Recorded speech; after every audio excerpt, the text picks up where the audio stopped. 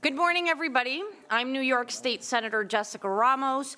Please feel welcomed to our first ever, I believe, Senate Standing Committees on Disabilities and Labor, a joint hearing examining the barriers to employment for individuals with disabilities in New York State and assessing the effectiveness of existing state policies in promoting equitable employment opportunities. I am joined this morning by the chair of the Senate Committee on Disabilities, Senator Pat Fahey, and we are also joined by Senator Rollason and my ranking partner on the Labor Committee, Senator Rhodes. I'm very excited about co-hosting this public hearing, and I want to thank Senator Fahey for her incredible leadership in ensuring that New Yorkers living with disabilities have a voice and tell government how we can do our job better, how we can ensure that our different economic sectors are better serving opportunities for New Yorkers with all different abilities. So I'm excited to hear from our panelists, and I will now pass it off to my partner in justice, Senator Pat Fahey. Thank you. Thank you, Senator Ramos. A pleasure to be here with you, as well as our colleagues who you've already introduced, and I think we'll hear from momentarily. I'm really pleased. If anybody knows my background, it is all about employment, so it was important to me to do a hearing where we could focus on those people with disabilities and employment and see what more we can be doing in this state. And I understand that we do lag the national average, and I'm always proud of the fact that New York leads on so many issues, on so many levels. So it's important to me that that we do all we can to do better, not just for the needs of those with disabilities, but because we know we can do better. We have so many agencies. We spend a lot of money. We have so many wonderful providers, but we also have a system that's rather complex, a little bit fragmented, and too often for many of us, especially those who may have disabilities, difficult to navigate. So look forward to hearing more. We have many providers coming in today. Right before we introduce the panel, I'll go through a couple of the, well, let's just do it now. The panelists will have 5 minutes each. We are going to use the clocks today. Our Q&A, I think the chairs will have 5 minutes. The other members will have 3 because we are trying to move, as many know. We didn't know we wouldn't have a budget at this point. So, and with that, I'm going to introduce Mr. Rhodes or Mr. Rollason. If either of you have an opening comment? Sure. And I see we were joined by our colleague, Senator Chris Ryan. Thank you. Good morning. I want to thank everyone for being here. Obviously, one thing that while there may be many things that we disagree on, the one thing that we agree on is that our responsibility here is to make New York work for New Yorkers. And that includes New Yorkers of all ability levels. And we want to ensure that the policies that we have here in New York, the programs that we have here in New York are serving that population well. And you will provide valuable insight today. All of our panelists will provide valuable insight to us today on how we can do a better job in making sure New York is open and accessible to everyone. Good morning, and it is very good to be here, and especially when you think about the connection between a disabilities committee and labor. That is 2 organizations, 2 committees that exist to do good work. And I hail from the Hudson Valley, the 39th District, and I can tell you vividly how I remember when Stop and Shop was one of the first major retailers in the greater Poughkeepsie area to hire individuals with disabilities. And many of those individuals have gone on to other sectors of employment. Some are still there. And I've had the opportunity to work very closely with that part of our community. And I'll end with this. Recently, I've attended a recognition breakfast for employers that hire people with disabilities. And there is one that stands out where the employer who has had this individual working in his kitchen for many, many years said that it changed the entire culture of their workforce. And being there with this individual, I know how that has happened. And interestingly enough, this individual, Alon, his name is, he's also a graphic artist. And was proud to show those works while we were in the kitchen looking at the work he was doing to prep food. And we now have many of his pieces of art in our office, which people comment on all the time. So it just shows you when you give access to individuals and you welcome them into the community that we just feel we're part of, great things can happen. And I also, too, am proud of so many things that the state has done in this area. And of course, we can do more, and we're going to take the insight from everybody that's going to speak today about it. So thank you very much. Thank you, Madam Chair. To go right to, Senator Ryan, did you have any opening comments? Otherwise, we'll go right to the witnesses. Okay, thank you so much. And I'm just going to, again, thank each of the members, thank each for their care and concern, and we know what a busy day it is. So with that, we're going to kick off our first panel, 5 minutes each, please. And is so pleased to be represented here by the Department of Education, starting with Selene Myers-Ruff, our Deputy Commissioner for Access VR, as well as Linda Schramm, our Deputy Commissioner for Access VR as well. If you could please go ahead and reintroduce yourselves so we'll know who's who, too. Thank you. And we'll start the clocks. Yes, we can hear you. Good morning. My name is Selene Myers. Selene, yeah, just thank think you. of here. I always tell people that. Selene Myers-Ruff, and I'm Deputy Commissioner at the New York State Education Department, and I'm joined by Linda Schramm, who is Assistant Commissioner specifically for Access VR. So good morning, Chair Fahey, Chair Ramos, members of the Senate. Again, I'm Selene Myers-Ruff, Deputy Commissioner of the Office of Special Education and Adult Career and Continuing Education Services, which includes Voc Rehab. And I'm joined today by Assistant Commissioner Linda Schramm, who specifically covers Access VR. I bring you greetings on behalf of Commissioner Betty Rosa and the New York State Board of Regents. Thank you for inviting me to speak on issues related to employment opportunities for people with disabilities. Adult Career and Continuing Education Services, also known as Access VR, assists individuals with disabilities to achieve and maintain employment. And any individual with a disability, except for blindness, which is covered by our sister agency, Commission for the Blind, they provide all of the same services that we provide, but they're located in the Office of Children and Family Services. And I highly recommend that you also talk to them because they have great insights in this area as well. So Access VR provides services to individuals diagnosed with mental illness, physical disabilities, developmental disabilities, chronic health conditions, and substance abuse. Access VR offers a variety of services, including vocational counseling and guidance, assessments and evaluations, rehabilitation technology, vocational training, college supports, supported employment, driver evaluation, home and vehicle modifications, interpreter services, transportation equipment, and more. These services are individualized to each customer's specific employment goal.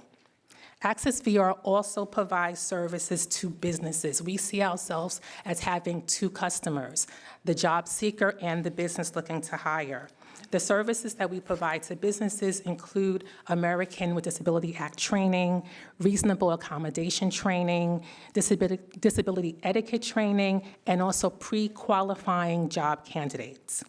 Annually, Access VR serves approximately 88,000 New Yorkers with disabilities a year. The New York State Education Department does not do this work in a vacuum. We work closely with our partners in the Governor's Office, Office of Mental Health, Office for People with Developmental Disabilities, our sister agency, the Commission for the Blind, and Department of Labor. The legislature is also a real critical partner for us in supporting New York's disability services and the workforce development system. There are some specific areas where legislative action could further strengthen the efforts of the state agencies to increase employment opportunities for New Yorkers with disabilities, and so I'll share a few of those. The first is continued support for the New York State Board of Regents budget request for an additional $4 million for enhanced supports and services for students with disabilities in post-secondary. These are students with disabilities in college. The executive budget proposed reducing funding by $2 million. We've been asking the legislature to restore that $2 million and add an additional $2 million for a total of $6 million. This is important because there's over 109,000 New Yorkers attending college with disabilities, and they need supports and services. The second is contractual relief from, to exempt VR agencies from state finance law, section 112. This is preventing the department from making timely payments on behalf of individuals who choose to attend college. I believe we had a meeting, Senator Fahey, with your staff about this. This is a challenge around contracting for college services. It's unfair, to be truthfully honest, to require students with disabilities to have college contracts with the state education department in order for us to pay their tuition. That doesn't have to happen with non-disabled students. So it is it's a barrier, and that's been identified by the federal education department as a barrier. The third is support initiatives that incentivize rather than penalize employment. This is a really big issue. The fear of losing benefits is one of the greatest barriers to employment for people with disabilities. And while there's been significant efforts to expand the Medicaid buy-in program for New Yorkers, they're still at risk. They're still at risk of losing other benefits like SNAP and housing assistance. And then the last thing is transportation. It's in the testimony, but transportation is another critical issue that can use legislative support. Wonderful. Thank you so much, and we look forward to hearing Assistant Commissioner Linda Schramm. Thank Actually, you. Linda's assisting me with questions. Oh, okay. Well, thank you for your efficiency, and thank you also for your testimony. I'm going to turn to my colleagues for questions in a moment, but I want to note that you noted other state agencies. We did invite New York State Department of Labor. They were unable to make it. OPWDD was also invited. They had a conflict with a type of retreat today, but they did, however, Commissioner Willowbear did submit testimony, and that is being submitted for the record. And with that, I also want to know that we have been joined by Senator Jake Ashby, Senator Sam Sutton, and Senator Weber on my right. And I'm going to now open it up for questions, again, for members who may have just arrived. We are asking members to keep this to a tight 3 minutes. We all know it's a session day, and when this was scheduled, we didn't anticipate not having a budget. So we know members are distracted. Senator Ramos, did you want to start with the 5 minutes? But I will let someone else go first if they would like. Gentlemen? Senator Rollison? Thank you, Madam Chair, and thank you for your testimony. I just would like to follow up. I think one of the things that jumped out at me are contracts for disabled students that do not have to be in place for students without disabilities. Could you elaborate a little bit about that and maybe the history of that, why that may have been a good idea at one point, and certainly doesn't sound like one to me now for the first time hearing that? Yes, so Access VR provides almost all of our services via contracts. And so we support someone who has a goal to, say, be a nurse. That means they need to attend college, and so we will pay tuition fees, books, room and board. However, based on some very old guidance from the Comptroller's Office, we were told that we need to have a contract for all of those services. In every other state, and every state has a VR agency, no one else contracts for college supports. They just provide the supports. Now, we do have mechanisms to still, for accountability. We get the transcripts, we get the bill directly from the college, so we have ways to document to make sure that when we're paying college tuition, that the student is really going to college. So having to have a contract becomes a problem because a student should be able to go to any college they get accepted to, whether it's in New York State or out of state. For out-of-state colleges, they're saying, well, we don't have to meet your contracting requirements, and they won't contract. And that leaves the student in the space of having to decide, am I going to still go to this college and have to pay out of pocket when they qualify for financial support from Access VR. So it's very problematic, and we're asking for an exemption only for college contracts to Section 112 of the state finance law. So in the contract, are there standards that are set that the student has to meet in order to qualify for the funding? No. No? Linda. Yeah, the contract doesn't qualify the student for the funding. The contract is just the mechanism for our agency to pay for that student. The student qualifies for the funding through Access VR. We utilize, as Salon said, all of the internal controls of making sure that we're taking into account comparable benefits and we're paying for the services that were actually provided. However, in New York State, it requires you contract when you purchase services. So that is, It's a barrier. it's a barrier. Yeah, and we also know just generically throughout the state, it's a big government, it can be sometimes cumbersome, that Correct. contracts also on any level can delay. Yes. Right? And we shouldn't be delaying funding for individuals who are seeking education, whether you are disabled or not disabled. Correct. And to me, that's unfair, and it needs to be addressed, and I'd love to follow up at some point with you both. Thank you. Thank you. Thank you, Senator. Are there any other questions? Senator Ramos. Yeah, hi, good morning once again. Thank you so much for your testimony and for all of the work that you do for New Yorkers with disabilities. I really want to focus on a lot of the collaboration that you mentioned you do with a lot of the other state agencies. And I'm interested in learning more about the metrics that you may use for determining success for your initiatives and efforts. I'm particularly interested in the fact that, well, through the Department of Civil Service, we've learned that, of course, we have many unfilled titles in New York State. And clearly, given the sheer rate of unemployment among New Yorkers with disabilities, what does that particular collaboration look like? And perhaps where can we find improvements so that we are giving these New Yorkers those opportunities? So I'm hearing 3 questions, which is awesome. I'll start with collaboration, move to metrics, and then civil service. There is a lot of collaboration happening across various agencies. There is already legislation that requires Office of Mental Health, OPWDD, Access VR to collaborate, and we are required to do a memorandum of understanding, which we have, that really talks about what are our roles as we're providing service, jointly providing services to individuals with disabilities. In addition to that, there's the Most Integrated Settings Coordinating Council, which is looking across all state agencies how to coordinate providing services. There's a lot of data collection that's happening as part of that.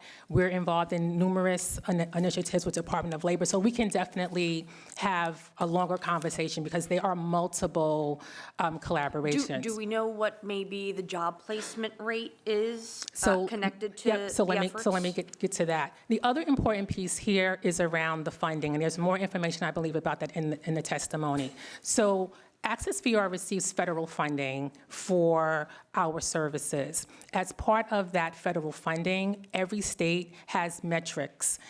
Linda will talk a little bit more about the requirements that we have as far as the metrics for second and fourth quarter. So you can just talk a little bit more about that.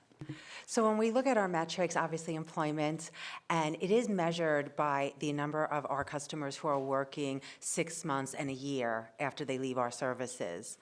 On average, it's just under 50%. It hovers between 46 and 47% of the individuals that are exiting from Access VR that are working second and fourth quarter after exit. So we have that measure, and we also look at their credential attainment, their measurable skills gains, which are the progress they're making towards achieving one of those very important credentials. And we have to report that data quarterly to the U.S. Department of Education. Different agencies have different metrics. Okay, thank you. Thank you, Senator. Just a couple of quick questions. Again, we are still in the thick of the budget season, so you mentioned a need for an additional $4 million for the supportive services for those in the post-secondary success program, or for post-secondary success. Can you talk about what that additional $4 million would do, and if there is numbers or metrics around that? Yeah, we can definitely provide you with follow-up information. There are multiple uses for those funds. Go directly to colleges and universities as a formula that relates to SUNY and CUNY and private colleges. They use those supports to train teachers as it relates, and professors and staff as it relates to providing services and accommodations for students with disabilities. They're used for various types of accommodations on campus. So there's a variety of uses for those funds, and it breaks down to maybe between $30 and $40 per student with disabilities that each college gets for these funds. But it's really helping to create a culture on college campuses where students are learning and achieving their degrees and being, moving into the workforce. So it's a very important initiative, and typically we've gotten a lot of support from the legislature. Thank you. The benefits cliff that you mentioned. Yes. Has that historically been the case? Has that gotten worse? Can you tell us a little about that? And have there been efforts to fix that we should learn from? I am sure that everyone who testifies after me is going to talk about Yes. this issue because it is so significant. The work that's been done around the Medicaid buy-in program has been exceptional. You talked about New York State as a leader. The fact that you can still work and earn a significant income and still be able to keep your Medicaid benefits is tremendous, and it's really helping people with disabilities to still work. However, they can still lose housing assistance. They can still lose food stamps. They can still, lose HEAP and, other types of initiatives. So I think it's important to look at the other services downstream that a person with disabilities is receiving. The other thing, from a policy perspective, it would be great if we as a state saw employment of people with disabilities as an anti-poverty initiative. It changes the mindset completely, because then you don't just do pockets of things. You look at, in totality, what are the things that are keeping people in poverty and how do you move people out of poverty? So many people with disabilities are living below the poverty line, and if we really want to improve those employment numbers, that should be our goal. Well stated, thank you. We also talked about how we lag the country. Again, we all have great pride in New York. Have we always lagged the country in terms of employment? Is there something else that would help in addition to the college access, the funding cliff, and more that you've mentioned? So it's a national issue. Yes. New York's numbers have been very stagnant. Our employment rate is somewhere around 20%. It's been that way for like almost 30, 40 years. Washington State is very interesting. They've really embraced employment first. Again, they see it from an anti-poverty perspective. I think some of that work is starting now. There's an employment first commission, the governor's chief disability office. So there's a lot of initiatives that are actually happening. I didn't get a chance to talk a lot about transportation. We can do everything right, and if people cannot physically get to work, we haven't done anything. And so that's a real issue when you have, in counties across the state, they're reducing transportation lines, paratransit is not reliable. That's a real big one that if that can be addressed, that would be pretty significant. I didn't talk about the civil service question, so I just want to really quickly, there is an initiative through the Chief Disability Office to try to increase the number of state employees with disabilities that get hired into the workforce. Access VR has been a partner in that initiative, and I think growing that initiative would be very helpful to address the vacancies within civil service. Thank you, and transportation is one near and dear to my heart. We are fighting for transit funding as we speak in the budget, so that's always a huge barrier on many fronts. Thank you. And with that, I'm going to turn to my colleagues, but first introduce, we've now been joined by Senator Martinez on my left and Senator Fernandez. And just checking again to see if any other colleagues have questions for this panel. Senator Ryan, and then Senator Rhodes. Thank you. I want to just kind of follow up on the transportation question. Have you seen in areas where that works, where it doesn't work? I'd like to hear more. So obviously, transit, mass transit, access to transit and the jobs, and obviously, but if there's a place where, I'd like to hear more about where it works and how it works, so we can maybe do better. I have to be honest, I'm not aware of parts of the state that have best practices. It's an area that I think we should be looking at other states to see what's out there. And again, I think the self-advocates probably know a lot more about this. But what I do know are a lot about the challenges. You talk about things like Uber and other types of ride share, they're not accessible. You talk about rural communities that, if they have a bus line, the bus line doesn't take you to where the jobs are. So I think it's a very localized conversation because there are real challenges in local communities around transportation. But it's very important, it doesn't matter what the issue is, people with disabilities need to be at the table as part of it, whether we're talking about a new business coming into town. Well, are you hiring people with disabilities? Are you hiring people from the community? I think that's the biggest piece, is that we all need to shift our mindsets that people with disabilities are not an afterthought. They need to be at the beginning of any type of new initiative or any type of major new decisions happening in the community. And I think too, it's a bit of a local issue, right? So if you want to kind of, hey, listen, let's do our very best to see to it that as many people can get there, accessibility, but sometimes it's also, you mentioned Uber, it could become, in many instances, cost prohibitive. So I think we have to break down those barriers, and I think we should be probably doing more to work with our local partners to see how we can partner and how we can help, because we want to, you can have all the places, education and opportunities, but if you can't physically get from point A to point B, it does no good. So Agreed. I'd love to hear more about it. I'd love to be able to partner and see where we can make that happen, so we make everything available to as many people as possible in a Agreed. cost-effective way. Thank you. Thank you, Senator. Senator Rhodes, please. Thank you very much, Madam Chair. I want to dovetail off the transportation question, because one of my dad had multiple sclerosis, so actually by the end of his life, he was in a wheelchair, had only partial use of one limb. And so even though we had a handicap-accessible van for him to be able to use, he's the exception, certainly not the rule. Many people don't have access to that. And I think one of the challenges that we have is not only public transportation, but there is no private transportation option, even if there's a service desert as far as public transportation for people with disabilities, there are no private options. I was fascinated to learn that even on Long Island, there's only 2 providers, private providers of transportation for those who have disabilities. And even with those companies, because there are so few, the price, if you wanted to get an Uber, for example, it might be $20. If you're a person with disabilities that needs to be transported by one of those companies, you could be paying $100, $125 for that same ride. Yes.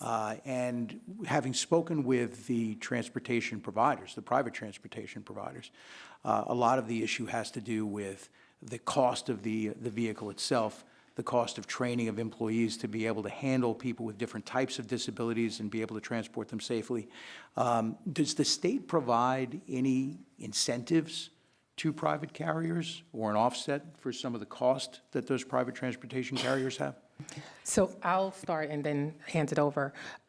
So some of those private transportation companies may also be ambulance companies, and they may be utilizing Medicaid funds, which Access VR does not receive any Medicaid funds. There are other agencies like OPWD, OMH that could speak more to that. We do vehicle modifications, so if a customer has a vehicle, we'll pay for the training for them to learn how to use the vehicle, the modification. Lincoln can speak more to that. But it's still not enough. It's few and far between, to your point, and it still creates transportation deserts.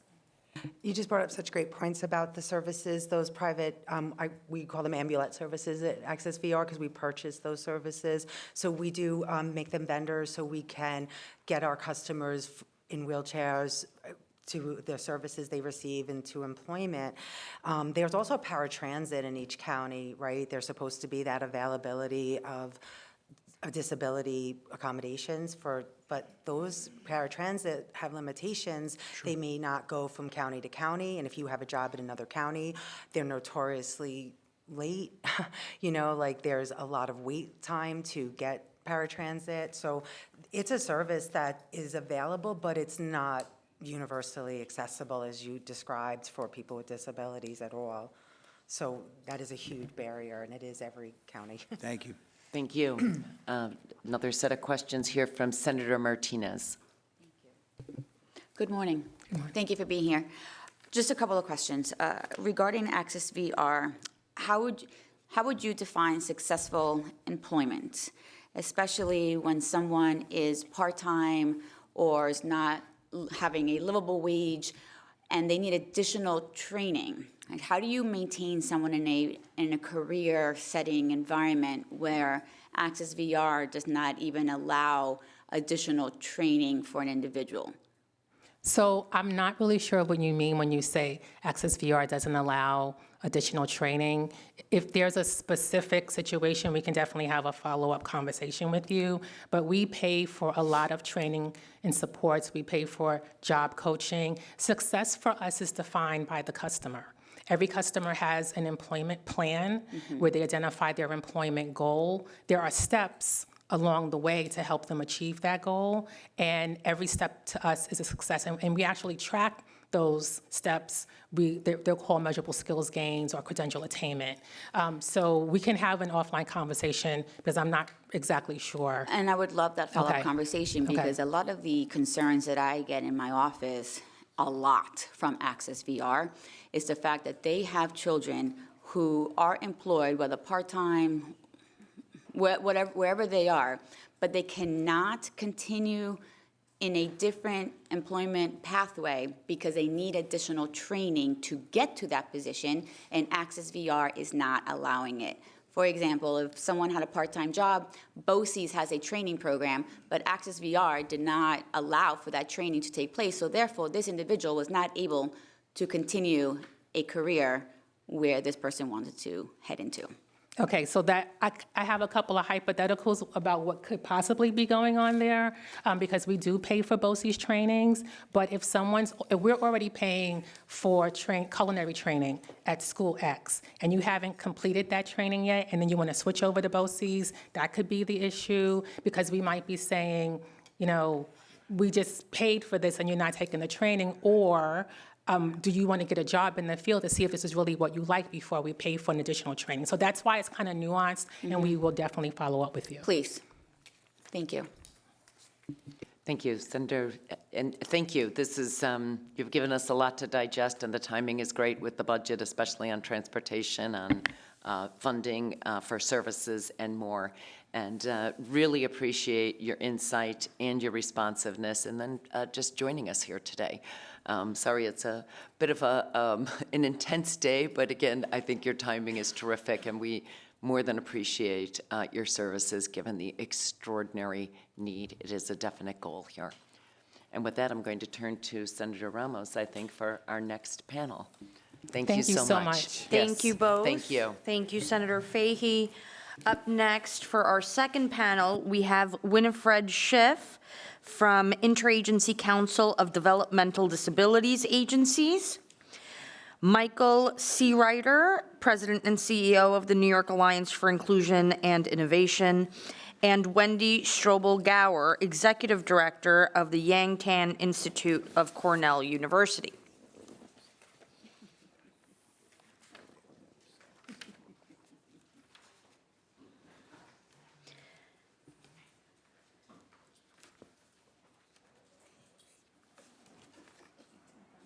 We're missing someone. Okay, well, in that case, Michael, we're ready when you are.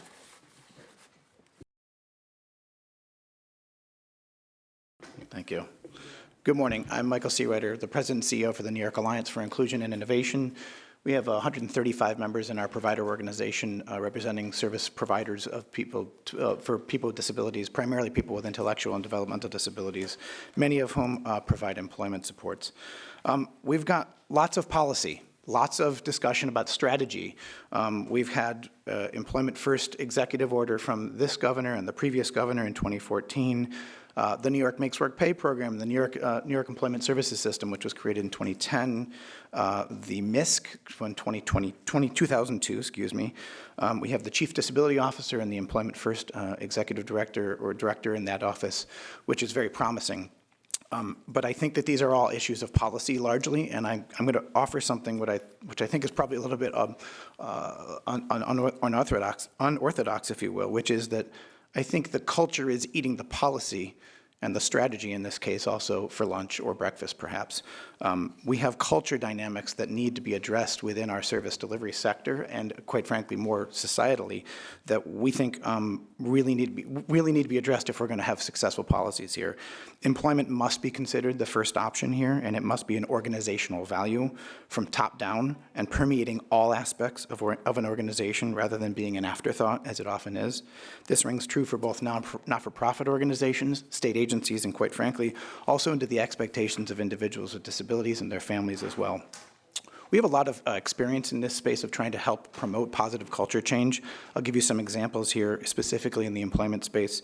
We continue right now to offer free technical assistance and training to build person-centered planning and thinking skills, both in the OPWDD service delivery field and all of the HCBS service delivery sector, which is really the basis for customized employment, which has long been championed, and we have long championed as a best practice in employment. Previously, we ran a customized employment learning institute providing mentoring opportunities for providers of services to support them in changing their own culture toward further embrace of customized employment.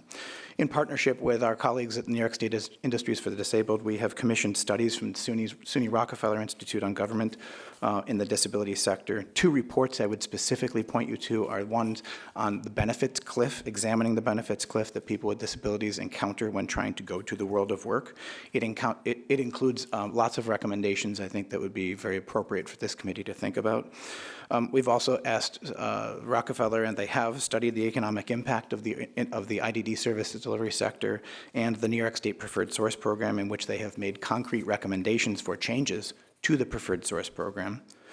We've also provided lots of technical assistance to our members and free to anyone, thanks to the U.S. Department of Labor's National Expansion of Employment Opportunities Program to bring subject matter experts to our members and beyond on several topics, including apprenticeship, customized employment, partnering with employers, rural communities, self-employment, technology and employment supports, and transition from school. We've issued policy briefs to the state on a number of issues, one of which focused on enhancing OPWDD-supported employment through a proposed value-based payment model in which providers would be paid for their performance in helping people with disabilities get and retain jobs. And in the 20-teens, we provided technical assistance to support nearly 20 service provider organizations operating sheltered workshops at the time to help them convert to integrated businesses in 2020. In that work, we developed an employment supports transformation assessment that focuses on culture change within provider organizations, which remains remarkably relevant today amid the conversations of 14C. These they all have a commonality or common thread here, which we think is really something the state should think about investing in, which is technical assistance and opportunities to foster innovation in this space, which I think are probably the greatest opportunities for success here. Our testimony includes some of the data as you look at the employment rate for people with disabilities, where OPWDD specifically spends its dollars in relation to supporting people. I would just simply point out the fact that OPWDD currently is spending 0.86% of the overall OPWDD budget on supported employment, whereas it spends about 15% on day programs. That's a space the legislature can and should be looking at. On the issue of 14C and subminimum wage, we've looked at this for a long time. We see 20 active 14C certificates here in New York State covering 1,217 individuals. The experience of other states informs that this needs to be done very carefully if it's going to be done. I think that there's two options to think about looking at repeal of 14C, one of which is certainly studying that issue, but the second is for the state to subsidize the wages for those individuals who work on such contracts. I have other things in the testimony, and I'd be happy to answer any questions you have. Thank you, Michael. Wendy? Sure. Thank you, Madam Chair. Better? Yes. Better. Okay. Thank you, Madam Chairs and members of the committee. My name is Wendy Strobel-Gower, and I am the Executive Director of the Yang Tan Institute on Employment and Disability at Cornell University's School of Industrial and Labor Relations. Cornell serves as New York State's land-grant university, and ILR is one of those contracted schools. We are committed to improving quality of life in New York and beyond through research, outreach, and extension. The Yang Tan Institute is a globally recognized organization focused on employment and disability policy and practice. I'm here today to share our perspective based on decades of experience working with New York State systems that support New Yorkers with disabilities, including the impacts of recent federal policy changes on those systems, on the business community, and on people with disabilities who want to work. First, I want to commend New York State and its agencies for ongoing efforts to address longstanding barriers to employment for people with disabilities, fragmented service delivery, limited career pathways, and interagency silos are challenges faced nationwide. New York's establishment of the Office of the Chief Disability Officer in 2022 created a formal structure to coordinate across systems and better connect job seekers with disabilities to employers. Important initiatives are already underway, including interagency data sharing, model employer efforts, expansion of disability-inclusive internships and apprenticeships, improved access to work incentives counseling and financial literacy, an employment-first business liaison, and stronger transition practices for students with disabilities. Planning for a Medicaid buy-in expansion is also critical to reduce the benefits cliff that keeps many people with disabilities out of the labor force. Our faculty have been actively engaging in supporting this work. Despite this positive momentum, federal policy changes are placing growing strain on disability employment, education, and support systems. Legal challenges to Section 504 of the Rehabilitation Act and efforts to dismantle key functions of the U.S. Department of Education threaten access to education and employment protections. Without strong federal enforcement, New Yorkers with disabilities are at greater risk of exclusion.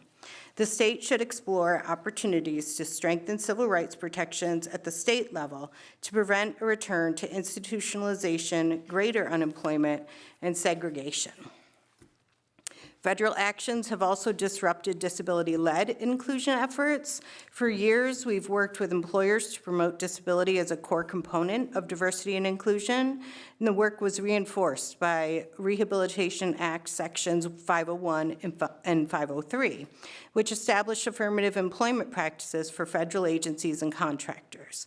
Recent efforts to broadly eliminate DEI and affirmative action initiatives have unintentionally reversed progress on disability hiring and retention. These shifts are already affecting employer behavior. New York is well-positioned to influence business practices by continuing to lead as a model employer of people with disabilities.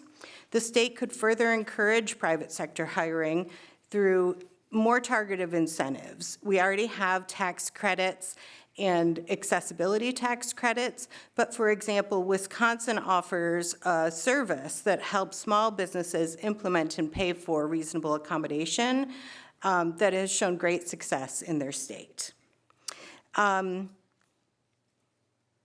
So through our work with Access VR, at the same time, safeguards are needed to prevent the expansion of segregated sub-minimum wage employment. Through our work with Access VR, we have documented the experiences of New Yorkers earning far below minimum wage in segregated settings, on average less than $3.50 an hour. Many of these individuals have the interest and ability to succeed in competitive integrated employment, but were never offered meaningful alternatives after leaving high school. In 2020, the U.S. Commission on Civil Rights recommended that Congress repeal Section 14C of the Fair Labor Standards Act, citing decades of evidence of poor oversight and worker exploitation. Many states have already taken action to eliminate subminimum wages and segregated employment. We strongly encourage New York to consider becoming the next state to do so. We're also concerned about potential reductions to Medicaid home and community-based services. These services provide essential supports, housing, transportation, job coaching, and skills for independence that make employment possible. New York must protect these services while refocusing regulations and rate incentives toward integration and employment outcomes. Thank you. I see we were joined by Winifred Schiff. Thank you so much for being here. Please go ahead and reintroduce yourself. Sure. Thank you so much, and I apologize for being late. I am Winnie Schiff from the Interagency Council of Developmental Disabilities Agencies, and we are a nonprofit membership organization with 165 provider members, many of them providing day, pre-voc, and employment services, and this is one of the most important topics that we could be discussing, so thank you so much, Senators Fahey and Ramos and everybody on the committee, both committees. We really appreciate looking at this. So I won't repeat all of what my colleagues said because I'm in agreement with all of what they said there, but I'll make a few points here. One is that there are lots of efforts going on, and New York State is doing quite a lot, but we do need to coordinate what's going on among the various constituencies, and also we need to make small improvements in many of the services that are currently being offered. So one thing I'll point out in particular is about eligibility determination. For somebody to become eligible for services, they have to meet a variety of different standards, and that is very cumbersome for both job seekers and their families, and certainly for service providers. And 90% of OPWDD services is funded by Medicaid, so the Medicaid recertification issue has become also a problem for just obtaining any kind of services, and we really suggest that there be a coordinated effort.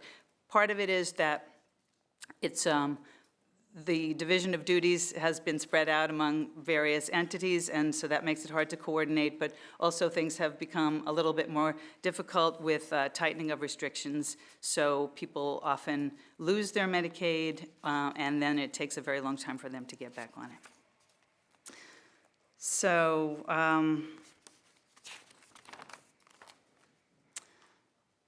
a group was formed actually under the auspices of OPWDD, and we've been meeting for the past few years, and lots of improvement has been made, and also a lot of areas for improvement have been identified. Some of it is we are constrained by the 1915C Medicaid waiver that we operate under, but generally speaking, this group has come up with a bunch of good suggestions. I'll just offer a few of them. Responsive availability of support that can increase and decrease with program participants' needs, including lifetime support if needed. Streamlining and aligning documentation, billing, and approval requirements across programs. They're all very different, and staff are always trying to juggle, what do I need to do in order to make this program work as opposed to another one that hopefully somebody is accessing more than one program. Coordination and collaboration with other service systems to anticipate need and future funding requirements, also to eliminate duplicative processes and those that work against each other. Periodic regulatory review to eliminate unneeded requirements. The Governor's Express initiative, we hope, will contain some of those changes. Improving rates for Pathway to Employment, community pre-voc services, and also New York City SEMP rates are the lowest in the state. Universal day services approval, and we understand that this is tricky, but if we can possibly collapse service authorizations for various program types into one day in employment authorization and align payments documentation requirements, as I mentioned before. So, a couple more points. The way the different services are funded also presents a problem to providers Some services are funded in a strictly performance-based format, which means that you don't get any of the money for doing all of the work that needs to happen in order to get the milestones that are payable. And then other services that are hourly billing, and really staff are forced to focus on making sure that they capture every moment in order to cover all the expenses of the service, rather than focusing on service provision. So those are just a couple of the sort of complaints, but we think that we can do better there. And then, job developers, employment specialists, job coaches in our programs, they really are people who require a lot of skill in many different areas. They have many, many customers, including the person that they're training, the boss on the job, the other coworkers, the customers of the business where they're working, and we need to raise salaries in order to provide good services. So we applaud the Senate for putting in the 4% TII, and we hope so much that that gets into the final budget. And I have many other comments that are in my testimony that you'll read later. Thank you. Sure, yeah, thank you. Well, thank you all for your testimony and for your efforts. I, as chair of the Labor Committee, am quite fascinated by the sub-minimum wage. I mean, if the job gets done, the job is done and should be paid in full. And so I'm interested in a few of the comments that I heard with regard about how careful we need to be in phasing out the sub-minimum wage. What does that mean exactly? How should we be very careful? Any one of you? Michael mentioned it. Michael I think first. I heard Wendy mention it as well. Sure, I'm happy to address it. I'll actually read a little bit more from my testimony, which I think addresses it. The elimination of the subminimum wage without some kind of glide path or other means to mitigate impact here probably likely puts those individuals out of work completely. Federal GAO studied this a year ago, actually, on some of the states that eliminated 14C. And as of 2023, the most recent data that was available, fewer than half of the approximately 1,000 individuals that these states were able to track had moved from 14C to some other type of employment. The remaining 54 to 61% of those people in those states that the states were able to track were not working, but were receiving non-employment services funded by Medicaid, such as day-hab or day services to build socialization and daily living skills. And this largely tracks with our experience in the shelter workshop transformation. A handful of the several thousand people here in New York State who previously worked in shelter workshops using, and you could track that through facility-based pre-vocational supports provided by OPWDD. A handful of those individuals transitioned to community-based pre-vocational services. However, beyond that, enrollment in OPWDD supported employment, pathway to employment, and day habilitation all declined. So those people seemingly went home to sit on their couch. And I think that's where we need to be really thoughtful about how we do this to make sure that we don't leave these people without any opportunities or any means of participation in their community. I think my perspective on elimination of 14C is slightly different. I have come up in my career working at first a pre-vocational program where the people who came to that program basically did busy work all day. And so they weren't really taught work skills. And then I moved into a sheltered workshop where I was a vocational counselor. And there are people in that workshop, one guy in particular, I can remember, his name was Tony, would come up to me and he'd make the sign for work every day. He wanted to work. And part of our role was to identify what he wanted to do and what he could do. This was in 1994.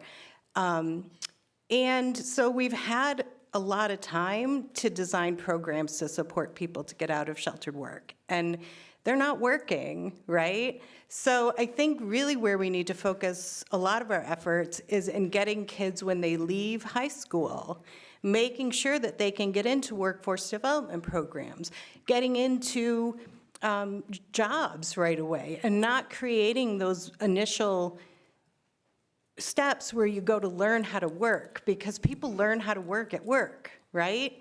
They get support to do that when they have disabilities through programs like OPWDD and Access VR.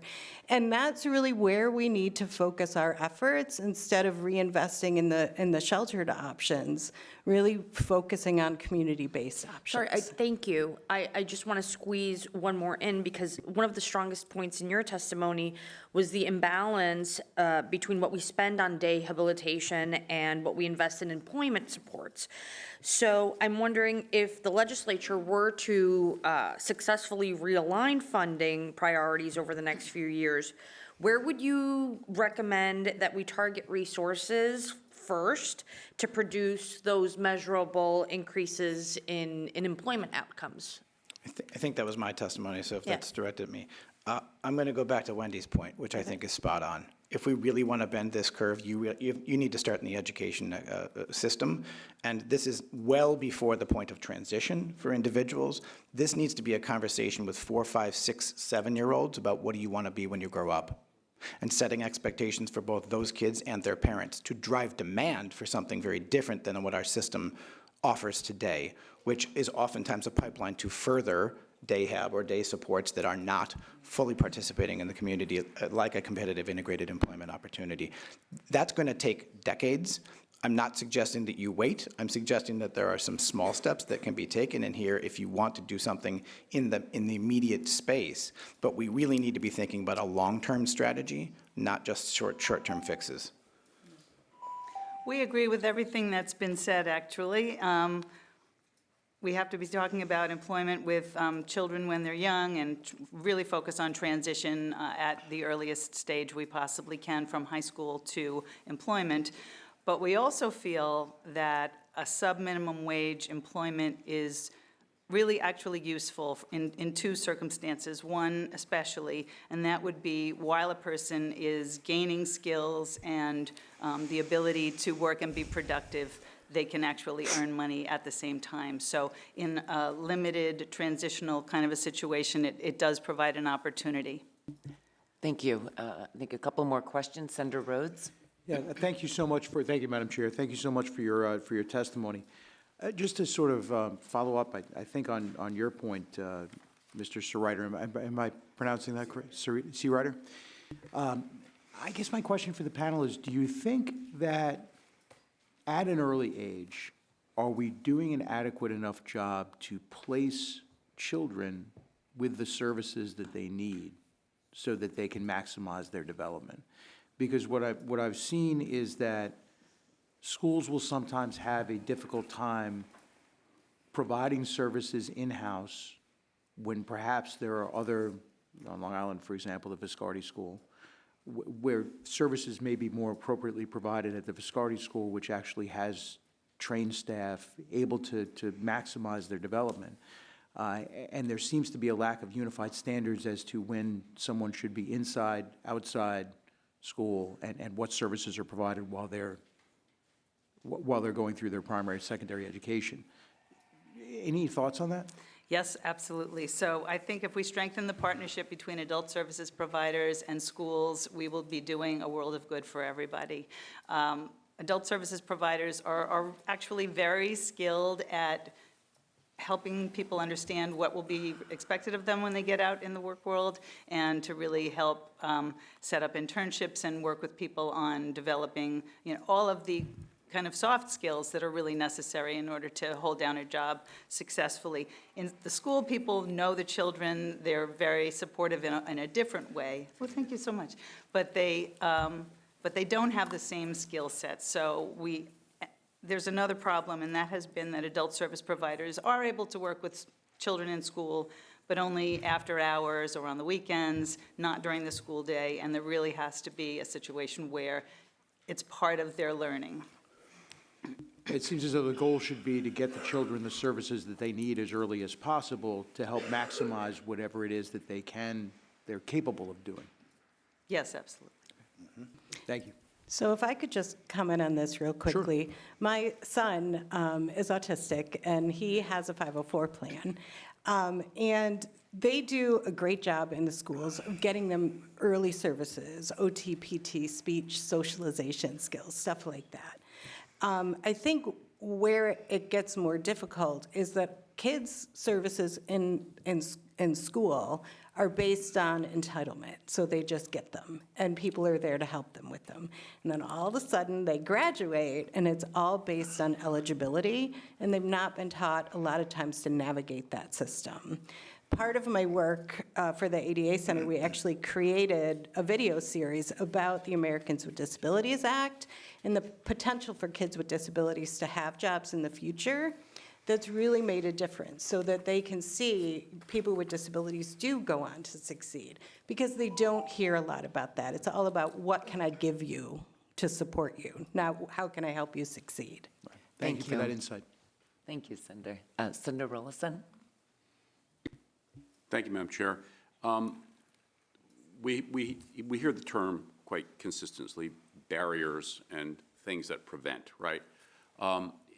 When we talk about different regions of the state, and I would ask this question to OPWDD, and I will probably at some point, is are there tracking of the barriers? So in other words, some regions, and I know my colleague Senator Ryan talked about transportation and things that can be a barrier to employment, to other things as well, of course, but when we're talking about the disability community, it's even more critical. So is there a mechanism to track what's happening and why things are working or not working, and then can resources be provided in what you've seen to overcome barriers to get people in the workforce? I think we can do that by the collaboration across agencies, and absolutely extra money for transportation would be very helpful, because kids get transported to school on the school bus. We provide transportation for day habilitation, but when it comes to employment, there really is nothing there. So also additional travel training would be helpful, and there's never enough capacity for that. And just to let me just clarify a little bit, is that tracking, is that data available so state agencies and state legislators can make decisions based on where additional funding may go to break down barriers based on what you've already learned in different regions of the state? So the Office of the Chief Disability Officer is looking at interagency data sharing. We hope to help them with that in the next few years, to help them create a system to track data better. My colleague who's here with me also is working on a project with Access VR. It's called SWITC. The sub-minimum wage, oh my gosh, I'm never going to get this. We'll send you a report after. Please. So that is tracking data around sub-minimum wage and getting people out of workshops. So there is some data available in small pockets. This is a grant that is a time-limited project. So, but right now, the OCDO is actively working on that interagency data sharing. People collect different data, they measure different things, and just so it's very hard to have a centralized measure that everybody gets, and everybody can then say, all of our service systems together are doing this. I'm not aware of any data being collected on transportation, but maybe. How about just in general, like job participation, Yeah. employer participation? Absolutely. That is there? Yes. Okay. Thank you all. Appreciate it. Thank you. I just have a few questions, and I think I'm the last one on this, of this set of questions. You've provided such comprehensive testimony, and I'm really pleased that we are submitting this for the record, even though I know we're trying to do all this based on a few minutes of questions. I really appreciate a number of comments about some of the federal impact in terms of funding, and as well as the what steps are going to be needed on the sub-minimum wage. I really appreciate your frankness as well on the challenges, Mr. Seawriter, because I think it is a first do no harm, and we need to make sure that we have a plan, because I'm very troubled by your statistics on that. We're not spending enough on employment, but spending 15 times that amount on day programs.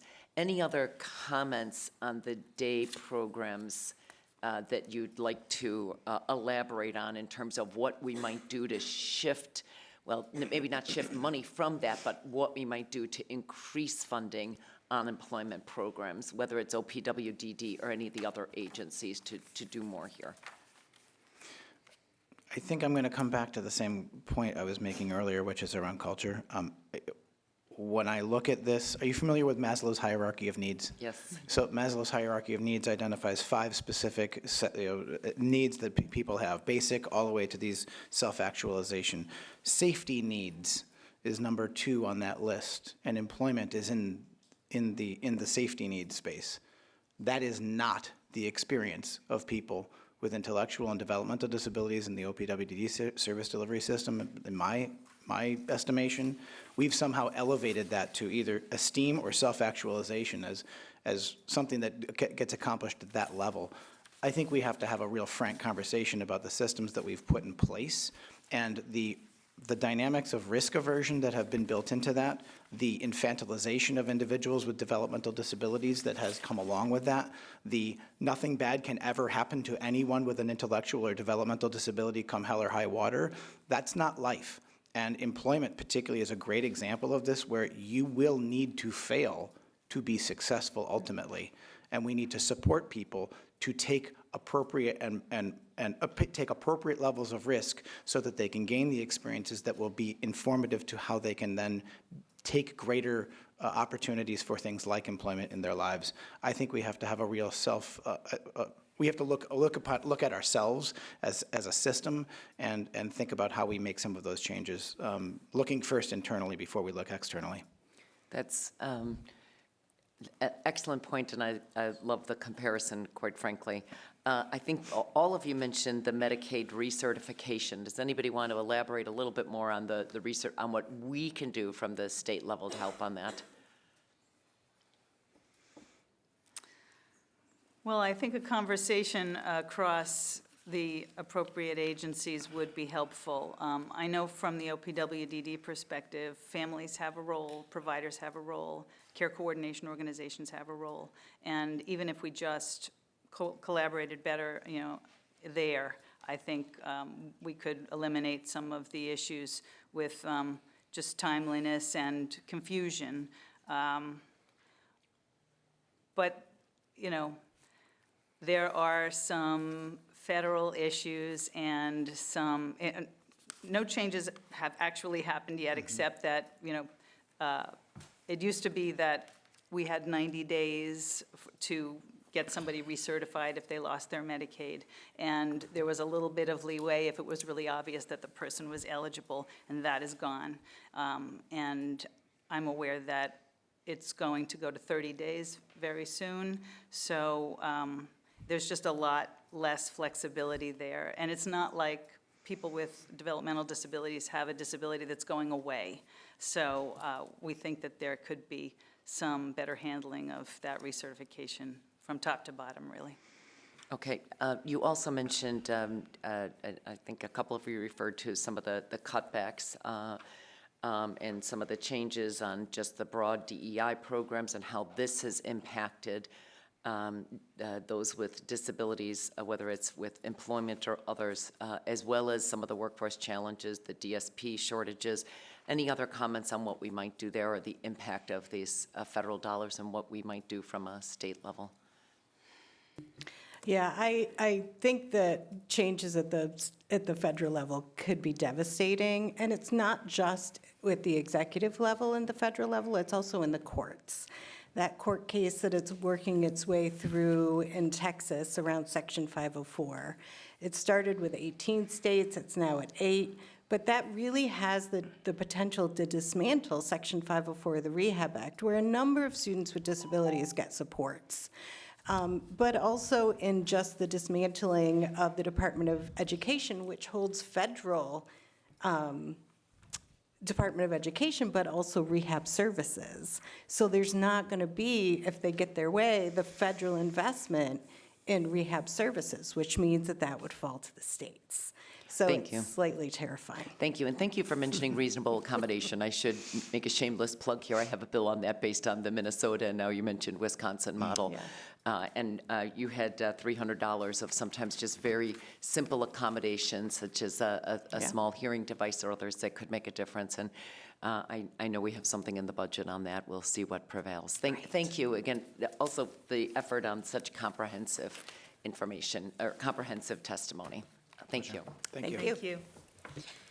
Yes, thank you all. And we will transition now to our third panel of the day.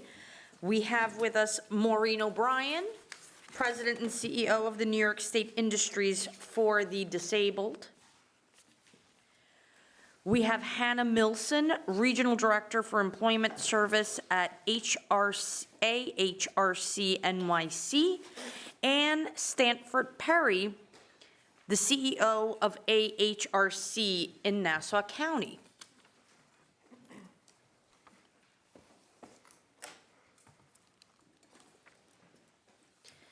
And so, if we're ready, Maureen, you can begin. Sure, I'll start. My name is Maureen O'Brien. Thank you so much for having me here today. I'm the President and CEO of New York State Industries for the Disabled.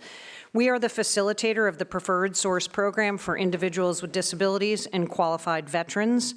And our mission is to provide meaningful employment opportunities for individuals with disabilities by connecting our member agencies and corporate partners with state and local government contracting opportunities. In June 1975, NYSED was designated by the State Education Department to facilitate the Preferred Source Program. Salon Myers-Ruff, who was here earlier today, is our regulator. And when we were doing that in 1975, we had 5 member agencies performing on 20 contracts.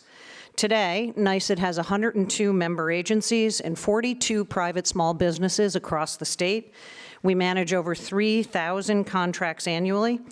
Even with this substantial growth, NYSED accounts for only 1% of the state's $130 billion total procurement spend. And while individuals with disabilities are nearly 10% of New York's population, disabled New Yorkers are 2.6 times more likely to live in poverty, 2.5 times more likely to be involved in the criminal justice system, and 4 times more likely to be homeless than non-disabled New Yorkers. 64% of disabled New Yorkers are unemployed. Prioritizing employment for individuals with disabilities creates savings and safety net programs and creates new income tax revenue. In 2025, NYSED created 6,489 jobs across New York. 4,833 of them were employment opportunities for individuals with disabilities and qualified veterans, with an average hourly wage of $23.66. In February of 2026, NYSED and the Alliance commissioned the Rockefeller Institute of Government to release our third economic impact analysis. And the report stated that a persistent barrier to increasing employment for people with disabilities through NYSED contracts is the administrative burden of participating in the Preferred Source Program. I'll just share 3 examples of the burden for you. Currently, Section 162 of the Finance Law requires every contract through Preferred Source, including local government and public authority contracts that are valued at $100,000 or above, to first receive approval from the Office of General Services. While NYSED appreciates the necessity of oversight, the process is bulky, lengthy, and adds time to contract sign-off. It deters local governments and public authorities and some state agencies from utilizing Preferred Source. In all 3 studies, Rockefeller has suggested that the review threshold be increased to at least $250,000. Comparatively, MWBE contracts are not subject to OGS approval, and only those contracts that are valued at $1.5 million or greater must be approved by OSC. The goods and services that NYSED is allowed to offer are regulated by the Procurement Council, which is chaired by OGS. Again, while we appreciate our ongoing collaboration with OGS, the underlying system is driven by procurement process rather than social and economic goals. For example, currently, NYSED is seeking additional temp service titles in which to place individuals with disabilities. This would solve some of the open positions at the state. We have a 20% conversion rate from temp services to full-time employment. The application and formation of a work group to review the application has been underway since March of 2025. There are no individuals with disabilities or vocational and rehabilitative training professionals on the work group. There is a saying in the disability space, nothing about us without us. We don't have them anywhere in this approval process. NYSED voluntarily ended the use of 14C, but the finance law under which we operate continues to require NYSED to price goods and services within 15% of market price. There are clearly some individuals in the IDD space that have been left behind with the phase-out of 14C, and there is no mechanism in the legislation to pilot or demonstrate any new programming where NYSED and our employment network could price goods and services at higher than 15% when a significant number of OPWDD first-time employees are working on a contract. The legislation that allows NYSED to facilitate the program sunsets again in 2028. The Rockefeller report has suggested that the Disabilities Committee should impanel a roundtable that puts forth suggestions on how to grow, strengthen, and make more nimble the program. Thank you. Good morning, everyone. Thank you, members of the Senate, for the opportunity to testify today. My name is Hannah Milson. I work for AHRC New York City Employment and Business Division, helping New Yorkers with disabilities prepare for, find, and maintain jobs in their community. At AHRC New York City, we represent the largest supported employment program in the state. We're a team of 270 employment specialists, job coaches, program directors, job developers, serving about 2,000 New Yorkers to find meaningful work and to thrive in employment. And I'm here today to address a disconnect that I see every day. As a program director, I'm hoping to sort of give you a boots on the ground look at what's happening in our employment programs. New York has built systems intended to prepare people for with disabilities for employment, but too often these systems are stopping short of helping people actually secure and sustain jobs. My colleagues, Mrs. O'Brien, Mr. Seawriter, have spoken about that drop-off of people moving from working in sheltered workshops to community-integrated employment. And providers like AHRC New York City are lacking the funding structure necessary to really deliver individualized supports at scale that we would need to make sure these people don't drop off and, as Mr. Seawriter said, end up without work, sitting at home. We really need more structured and sustained investment in individualized supports to make this happen. Customized employment is a good example of this. It's an evidence-based approach that tailors a job to an individual's strengths while meeting an employer's operational need. This is a model that creates sustained long-term employment outcomes for people with higher support needs. And especially as New York moves towards employment-first principles, it will become increasingly crucial to invest in these kinds of strategies that support people with disabilities with a range of needs. Yet access to customized employment now remains limited across our state.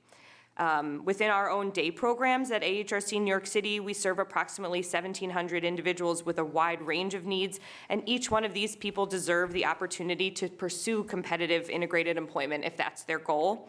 But without meaningful investment in customized employment to expand our provider capacity, many of these individuals will never have that fair opportunity to access work.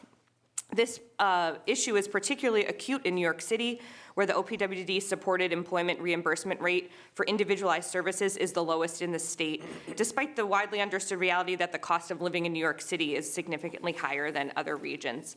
This mismatch is making it extraordinarily difficult for providers like ours to retain staff, to deliver individualized supports and job coaching, and to scale the very employment models that we know are effective. So simply put, we just don't have the resources to be able to offer support that's individualized on the scale that New Yorkers need. Even when effective employment systems do exist, so many New Yorkers can't access them because of this fragmented service system that you've heard so much about today. Employment services divided across Office of Mental Health, Access VR, OPWDD is creating fragmentation barriers at every level. For providers, it's creating a massive administrative burden and operational inefficiency. For individuals, it creates service gaps during critical time of transitions. And for families especially, it's very confusing, repeated applications, conflicting guidance, interruptions in support, all while trying to, help their family member get a chance to work. Most concerning, it's preventing people from seamlessly accessing services that already exist, that already work. A good example of this are internship opportunities. In New York City, we created the Partnership for Inclusive Internships, which is an opportunity for individuals with all types of disabilities to have an internship in city, county, and state government agencies. It's a very impactful program, very successful. We've had more than 250 individuals participate, and 40% of them have gone on to competitive employment in the public sector. And we know that this is a proven pathway to employment, but many qualified individuals can't access an internship because they don't have the right funding source. So if you don't have one particular funding source, you can't do an internship, and that we think that that's just a systems failure. To Senator Rollison's point about the culture change that you saw within the gentleman who worked in the grocery store, almost every supervisor that we support through our internship program, people who are civil servants who work in the public sector, have said that same thing, that an intern is what changes the culture in their offices. And I'd encourage you all to host an intern through the PI program. It's through Kim Hill, the Office of the Chief Disability Officer, right here in Albany. But it is a missed opportunity that not only for the individuals who are hoping to become an intern, but for employers and the communities that would benefit. And I see I'm out of time. Thank you. Good morning. Thank you, Senator Fahey and Senator Ramos and members of the committee for holding this joint public hearing on how disability services and workforce systems support people with disabilities to obtain and maintain competitive integrated employment. I'm Stanford Perry, and I serve as the CEO of AHRC Nassau, the Brookville Center for Children's Services, and Citizens Options Unlimited, supporting more than 4,000 Long Islanders with intellectual and developmental disabilities and their families. I've worked in this sector for over 35 years, and I can say we are still circling many of the same questions. The difference now is what we have seen that actually works. When government partners with advocates and providers, systems change, and so do expectations. I saw this firsthand when sustained attention and funding led to five-fold national growth and integrated employment between 1988 and 2002. We must regain that momentum. People with IDD remain underemployed despite protections under the Americans with Disabilities Act and the integration mandate established by Olmstead in 2023. Approximately 19% of New Yorkers supported by the state's disability system contributed to integrated settings by working or preparing for employment. We believe we can do better. To earn a paycheck is to contribute to New York State. It strengthens independence and demonstrates equality. It shows people with developmental disabilities giving back to the community and paying taxes like everybody else. Barriers certainly remain, from very low expectations to transportation, which you've already heard about, definitions of employment models, and the lack of training on the business world. Yet, research continually shows disability inclusion can boost revenue, net income, and economic profit. With these outcomes, New York-based employers may be interested in this untapped workforce, but lack clear pathways, training, support, or accommodations to see a compelling business case. To fully meet the promise of New York State as an employment-first state, increased partnership, alignment, and investment is needed across state agencies. Supported employment must ensure people who have long relied on site-based services have employment as a prioritized outcome under home and community-based services. OPWDD, which you've already heard, must also reimburse employment services on par with day services and other supports. At a time of rising costs and funding uncertainty, providers face challenges, shifting staff supports, and cost centers. These barriers must be removed and employment outcomes incentivized within an employment-first system. An example is Kyle Thompson, who works at AHRC Nassau, and he's shown us what is possible.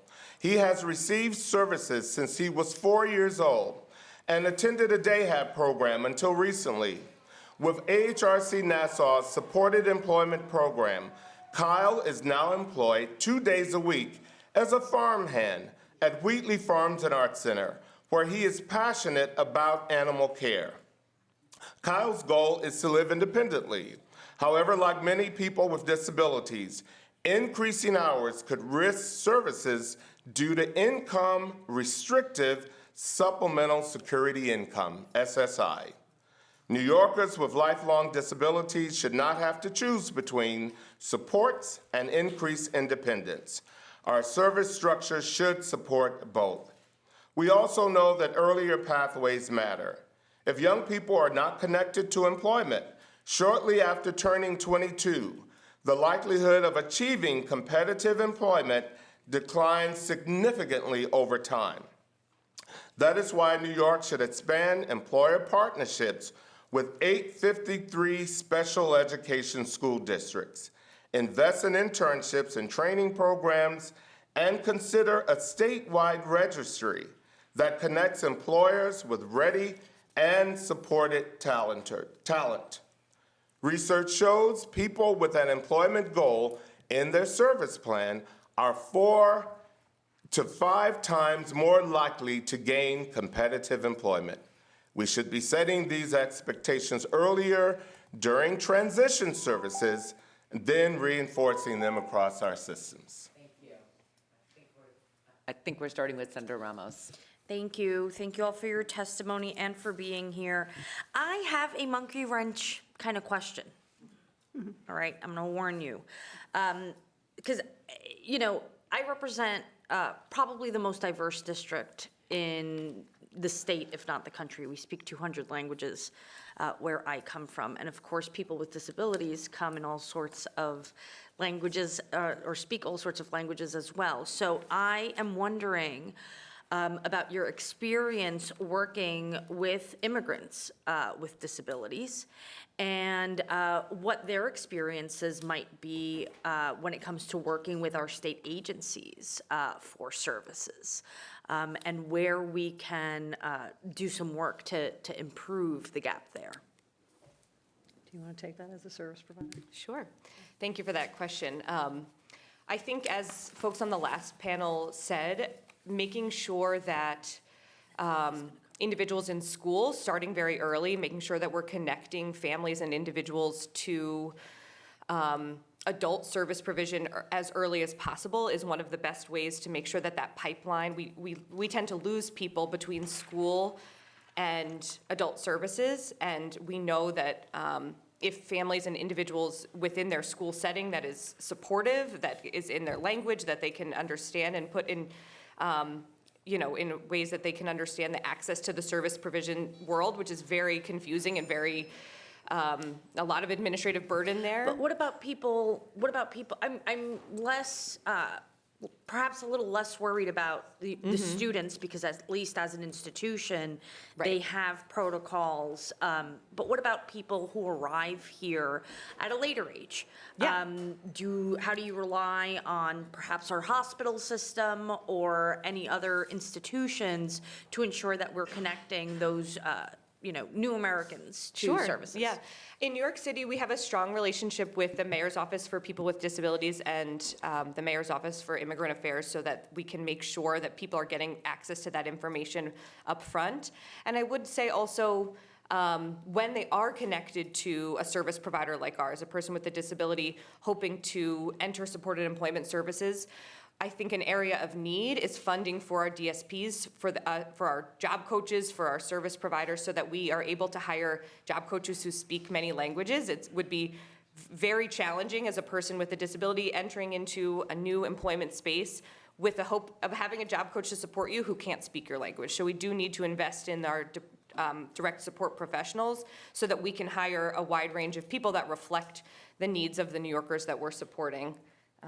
I don't know if you want to add. Thank you, I appreciate that. I have never seen an event or an initiative from the city agencies directly help, doing outreach to people with disabilities who speak other languages. I'm sorry, Maureen, you wanted to add to that? No, I'm just writing a note that I me want to too. go figure out how we haven't done that yet.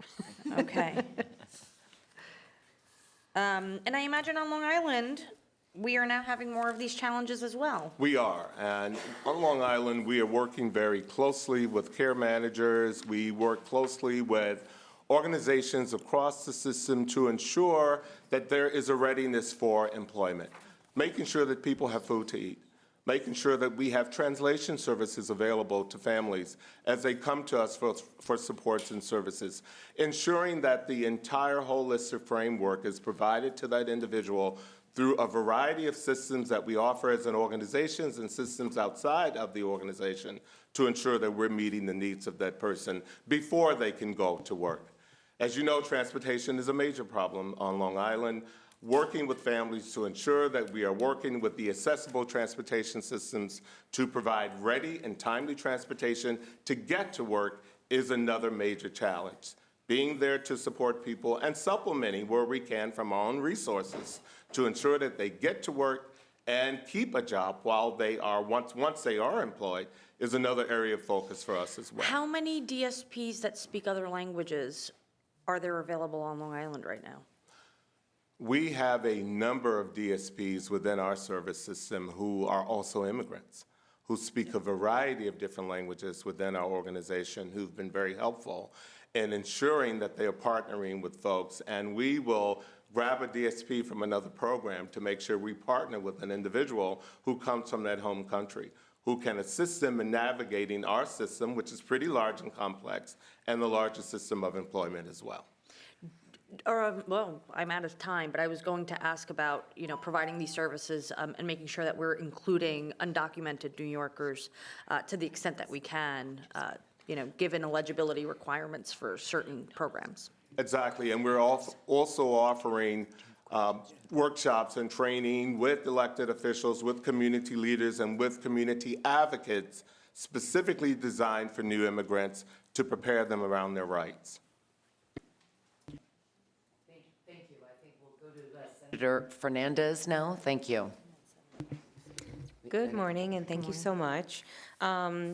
Very much agree with the mission and just trying to connect people to employment and keeping them there, and I thank you for all the work that you do. I chair the Committee on Substance Use Disorder, and I'm trying to bridge that gap of getting people in recovery in secure work. So I feel like there's definitely correlation here. But it was mentioned by the panel about the definition of the employment model. What is it now, and what should it be? It was mentioned that it could be better, we should be doing more. Could you just go into that a little bit? Yes, I think we could be doing more to link students at an earlier age to employment. That's a critical gap within the system, and ensuring that we're using state resources to match employers with the needs of individuals who are coming through our system. So working closely with 853 schools, we operate a pretty large 853 school program for students who are aging out of the school system. Being able to provide transition services and linking them to employers who are looking for ready talent would certainly be a pathway that does not exist now that could be very helpful in ensuring that people leave school and go directly into a pathway of work or mentorship to gain readiness towards work. Thank you.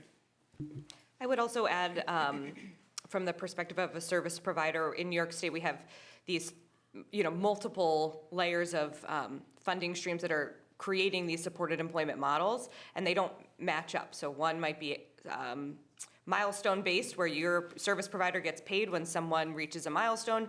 Another might be through OPWDD is hourly reimbursement rates. So those things make it very challenging to support someone through the whole course of their employment journey if you're switching administrative loopholes each time. So we would suggest looking into a value-based pay reimbursement system, a value-based pay, which would be, a service provider gets paid when the person is employed, and looking at how we can sort of cut the red tape and make sure that consistency across these different models and funding streams would be, I think it's something worth looking into. And I might just add on the definitions, In preferred source, there are very clear and succinct definitions of what we are allowed to do in the production of goods and of services. Those definitions, some of them have been in place since 14C was the norm. We need to change those, and the process by which we can change them is fairly arcane. And that is the whole thing I talked about with temp services. Individuals with disabilities don't want to just be janitors. That is 60% of our business, and we need to modernize what we are allowed to do at NYSED so that our member agencies, of which both of these are, can find vocational settings for the people they're working with that they want to be involved in. Great, thank you so much. Thank you. We'll go to Senator Rollison. Thank you, Madam Chair. The one thing for Mr. Perry, you talked about increasing hours could risk services due to income restricted, supplemental Social Security income. What is the history on those regulations and income thresholds? How long have they been in place? That certainly doesn't make sense if you've got someone in employment and you want to keep them there and they want to work more than 2 days a week or whatever it is. That just doesn't help them with what they're trying to do. It's never made sense, and it's been in place since the start of SSI. And it's highly problematic in that we are limiting the ability for people to work more hours and to contribute to their community as a result of these limitations. And as was said earlier, SSI is not the only limitation. There are limitations around SNAP. There are limitations around improvements for your home. There are limitations around a variety of different areas that once you go over the threshold, which doesn't take you out of poverty, actually, you are then pushed back greater into the actual problems that created the concern to begin with. So it's highly problematic. And we heard earlier from the first panel the term anti-poverty, right? Mm-hmm. Why aren't we using that in our discussions and how we frame getting people who have barriers into employment? You know, clearly that, to your point, makes absolutely no sense. Correct. Because things have changed since SSI was created. I don't even know when that was. I know it probably was a while ago. So the last time the asset cap was changed was 14 years ago. So there's a federal bill right now.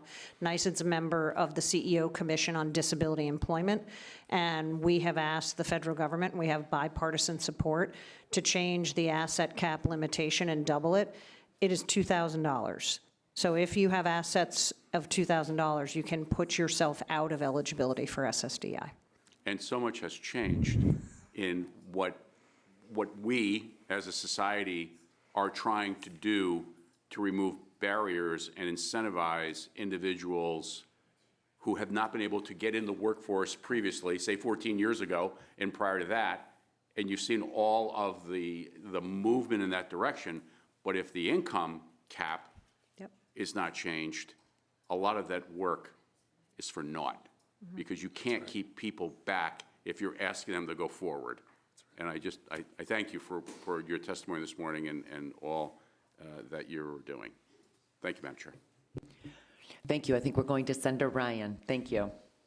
Thank you very much for the testimony. You know, kind of it was, you know, eye-opening, and the 64% of disabled New Yorkers are unemployed. Yep. You know, I think that's not a good number, and certainly it's not a number, as I'm sitting up here as a member of the New York State Senate, that we could be proud of. So my question is, and I guess it's a secondary, I'm willing to start the conversation, not for now, but I would like to know a little bit more what we need to do to break down the barriers. You said there's a lot of, it's cumbersome in state agencies, and I think what I'm interested in knowing is what we can do better. Myself as a lawmaker, member of the Labor Committee, what we need to do to break down those barriers, how we can make it more efficient and put more people to work. And I don't know if you want to answer the question now, but I do want to, before, hear more about it, and you know, I'd love to. We can certainly have a conversation offline, and I'd like to share with everybody on the committee the 2 Rockefeller reports that Michael Searwriter and I both referenced. There are very clear suggestions in both of those reports on ways that we can take the network of 100 employers and 40 corporate partners that already exist that know how to employ individuals with disabilities and welcome job coaches onto their sites and grow that.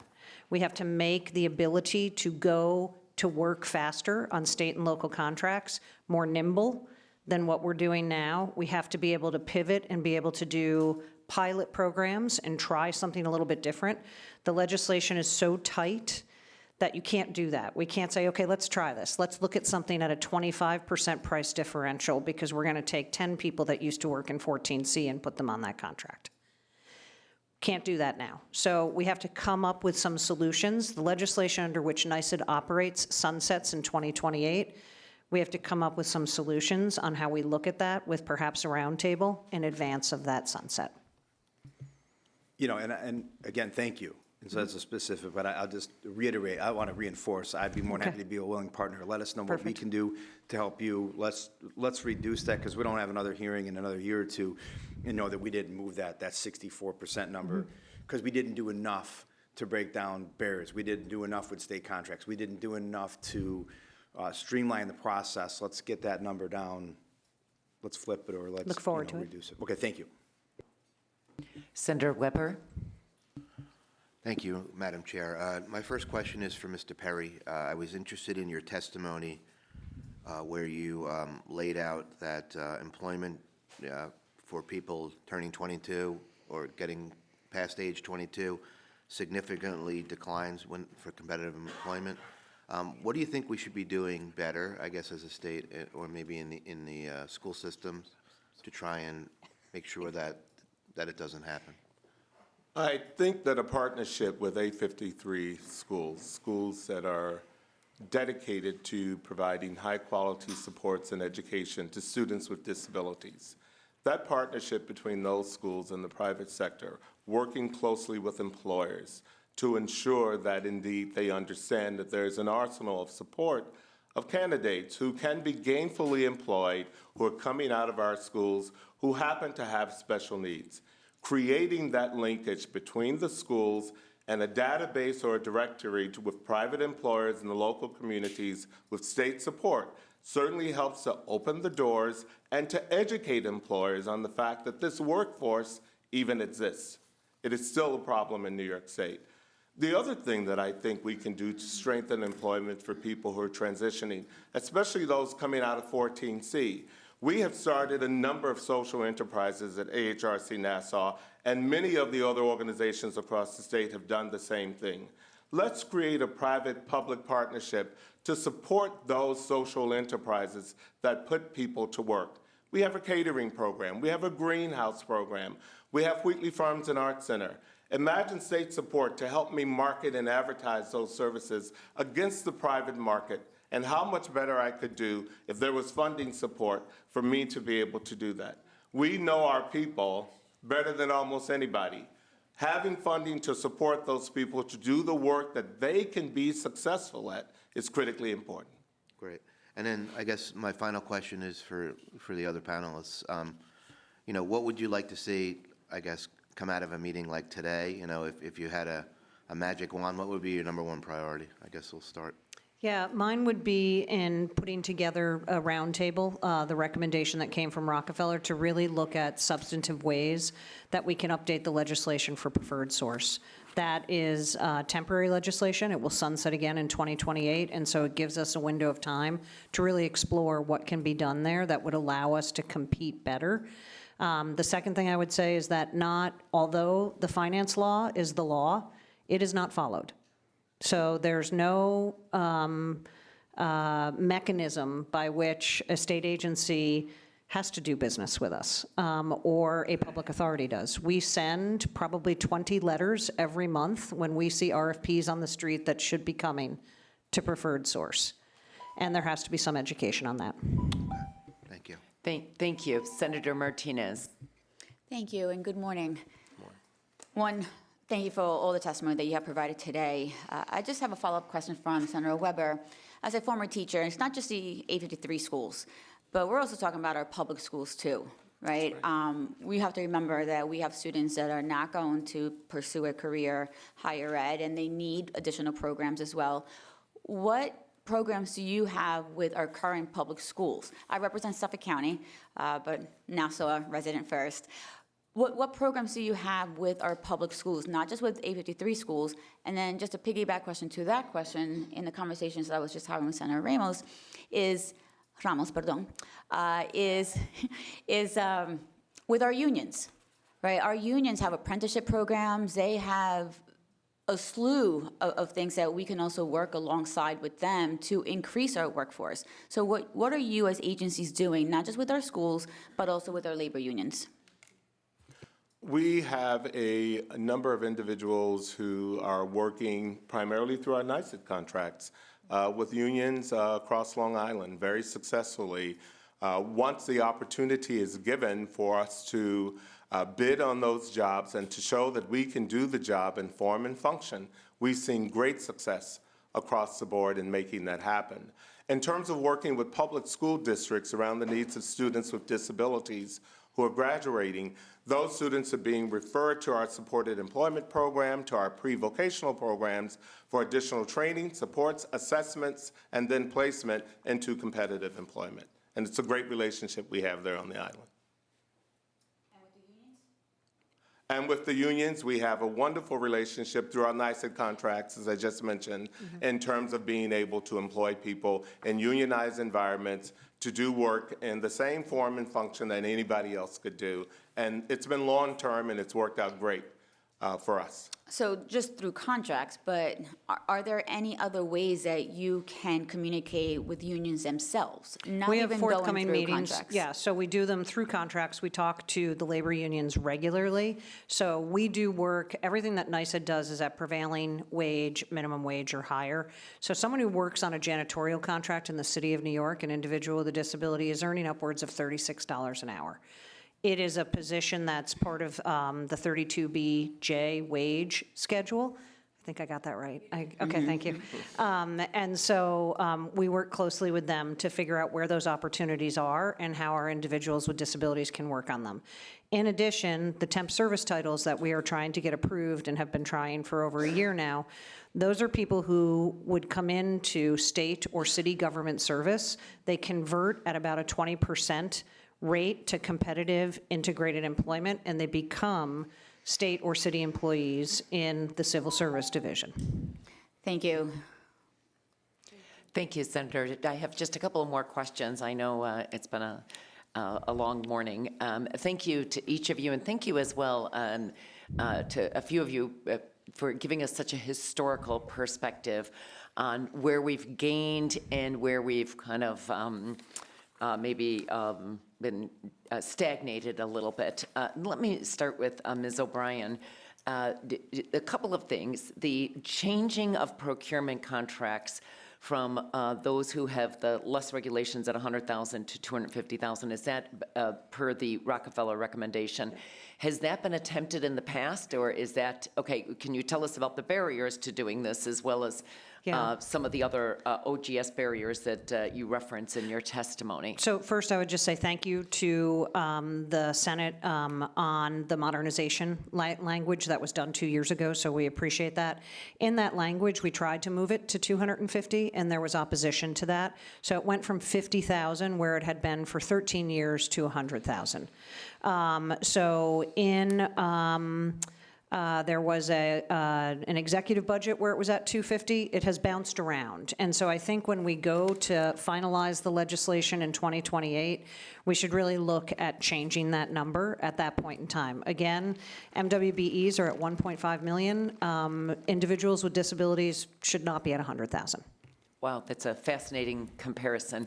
How many additional contracts, you mentioned how this is a barrier for local governments and other agencies. How much additional business do you think you might be able to access with having a little less regulation there? So that would take about 40% of the contracts that go to OGS now, and it would take them and allow us to operate those more efficiently. That is really one of the biggest barriers at the local level. And because there's no enforcement of the program, You know, we're a nonprofit of 72 people. I send my people all over the place, and I say, go talk to this agency or talk to that one and tell them they're supposed to work with us. You can only get so far in 62 counties, but we do our best. I think we would like to double the size of this program. We would like to be employing 10,000 people a year. That's a terrific goal. I hope that all the members here will continue to work with you, Thank you. that we can achieve that, and certainly it's due. Mr. Perry, you also gave a bit of a historical perspective on how we saw dramatic growth between 1988 and 2002. Have you seen it stagnate, and is there, you know, you mentioned a few places. I'm very intrigued with the 853 schools and how we might do a better job there. Anything else that we are missing? You also mentioned the maybe putting employment services on par with day services, and that was also mentioned at the previous panel. Anything here is the state with legislation funding, what else can be done on that front to see that fivefold increase that you referenced earlier? Yeah, I think renewed energy and focus on making people aware of the need for people with disabilities to be employed, communicating very effectively with private providers, with folks in industry around this particular need, and then building the bridges and creating the partnerships between the schools and the private sector, I think will help to make a difference, with the public sector being the force and the push to assist us in achieving those goals. Thank you. One comment that Senator Ramos asked about the involvement of labor.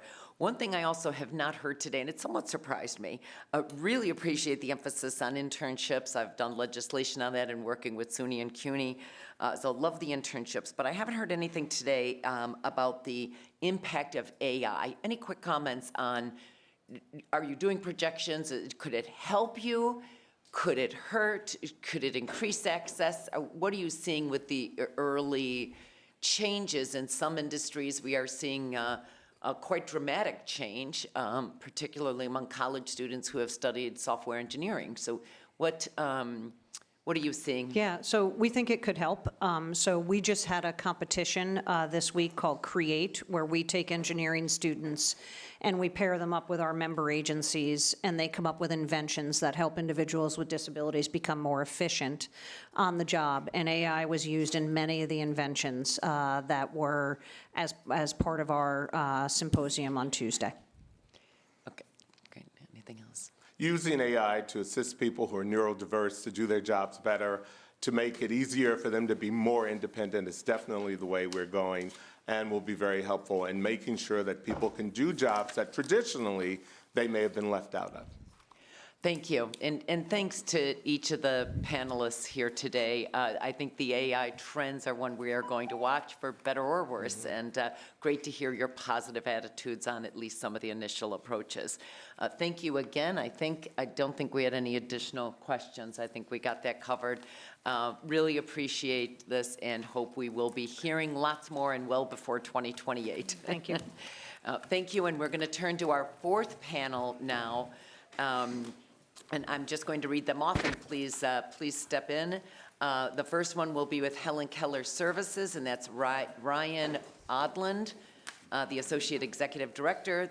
Secondly, the Family Residences and Essential Enterprises, Inc. That's Anita Dowd, our Senior Vice President. And then People, Inc., which is Ann McCaffrey, the President and CEO. Please, we welcome you. I know Senator Ramos has had to step out for a press event. I'm also going to note I will have to momentarily as well. Both of us will be back. In the meantime, Senator Fernandez will be co-chairing in place of Senator Ramos. Senator Martinez will co-chair for me until we can both get back from separate press events. Again, it is that time of year, and this was planned long before, the press events were planned long before the hearing, but we didn't want to miss this opportunity. And with that, I think we had Helen Keller Services on first, but whatever order, just please introduce yourselves. Okay, I think we're going to go to Ryan. Brian saying, that's fine, I can go first. Please, thank you. Ryan Odland. Good morning. My name is Ryan Odland, and I am the Associate Executive Director of Helen Keller National Center, Division of Helen Keller Services. I'm here to provide some insight to some very important topics. So there are a lot of barriers within the workforce. A lot of these issues are related to individuals who are deaf and blind and their access to workforce opportunities and their success within. And this directly impacts their quality of life. And these services, there must be more training and readiness provided. And I have a few different topics here that I want to get started on, but I did want to let the panel know that before I start, I want to let the panel know that currently online for this live stream, there are no captions and there are no interpreters. So this current hearing is not accessible. So with that, when it comes to technology barriers, especially within work employment, they are heavily relying on artificial intelligence, AI. And the goal with that is to save money and to reduce the cost that they're spending on human in-person workers. This also has a direct impact on the hiring process and hiring those who are deaf-blind. They have unique communication. They communicate through American Sign Language or tactile American Sign Language, and they need specific accommodations to help search for a job. So now that the employment and the hiring process is switching over to AI, they have a tracking system that is artificial intelligence. It's not human screening. There are no people involved, it's AI. So with that, when people who are deaf and blind and they're looking for a job, the system isn't catching that, and it isn't giving them a chance to interview, and it isn't giving them a chance to seek further employment. It could be flagged at the resume level, or it could just not be clear about the accommodations that they need. And this is limiting their potential job opportunities. It's my recommendation to consider developing policies that different employers can set up, and they can explain that this screening is run by AI, or this screening is run by a human-based approach. And people can decide which way they would like to apply for a job and which process they would like to go through. The second topic I'd like to discuss is more related to employment business technology changes and the production of software changes within that system. People with disabilities, specifically those who are deaf-blind, we do use Braille, and we use that on our computer devices as well. We have specific devices for that. So currently, with different softwares,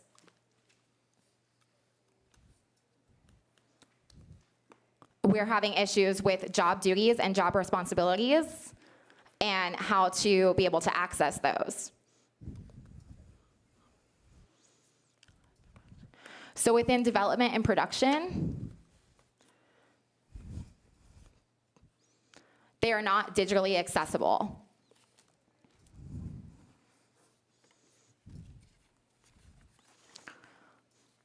My recommendation is that they develop and expand federal accessibility guidelines within state guidelines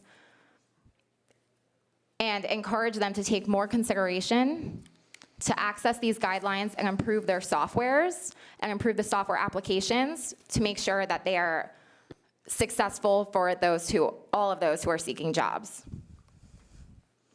The next topic is communication.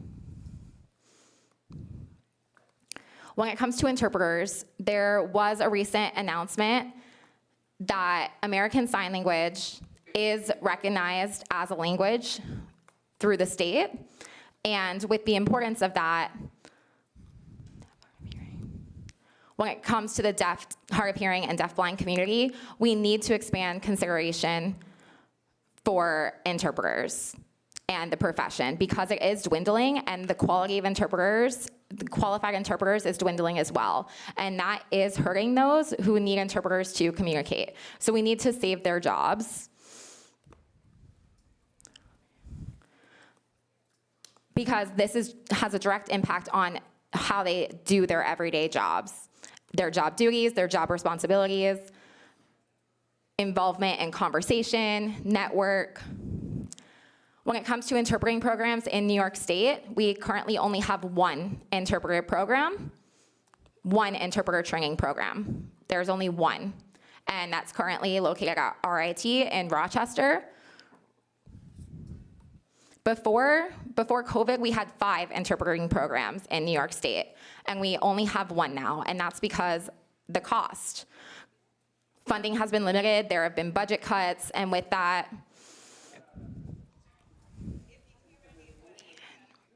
the number of enrollment has gone down. That is directly hurting deaf-blind people and their access to employment. Environmental impacts, I do really want to emphasize that the federal government, they had the disability tax incentive, and for a while they were encouraging people to hire those with disabilities, and that was a tax write-off. But there have been changes at the federal level, and they're using different technologies that are cheaper, and the technologies are changing, and that is harming people with disabilities and their opportunities to have access. Before, with the tax write-offs and incentives, they were hiring more disabled people, but now that they've switched over to more of an AI base, they aren't hiring as many people with disabilities. So I want to emphasize that we need to look at how we approach our hiring process and make sure that we're hiring qualified people. So I recommend that we consider, again, a tax incentive that would focus on state businesses hiring those with disabilities.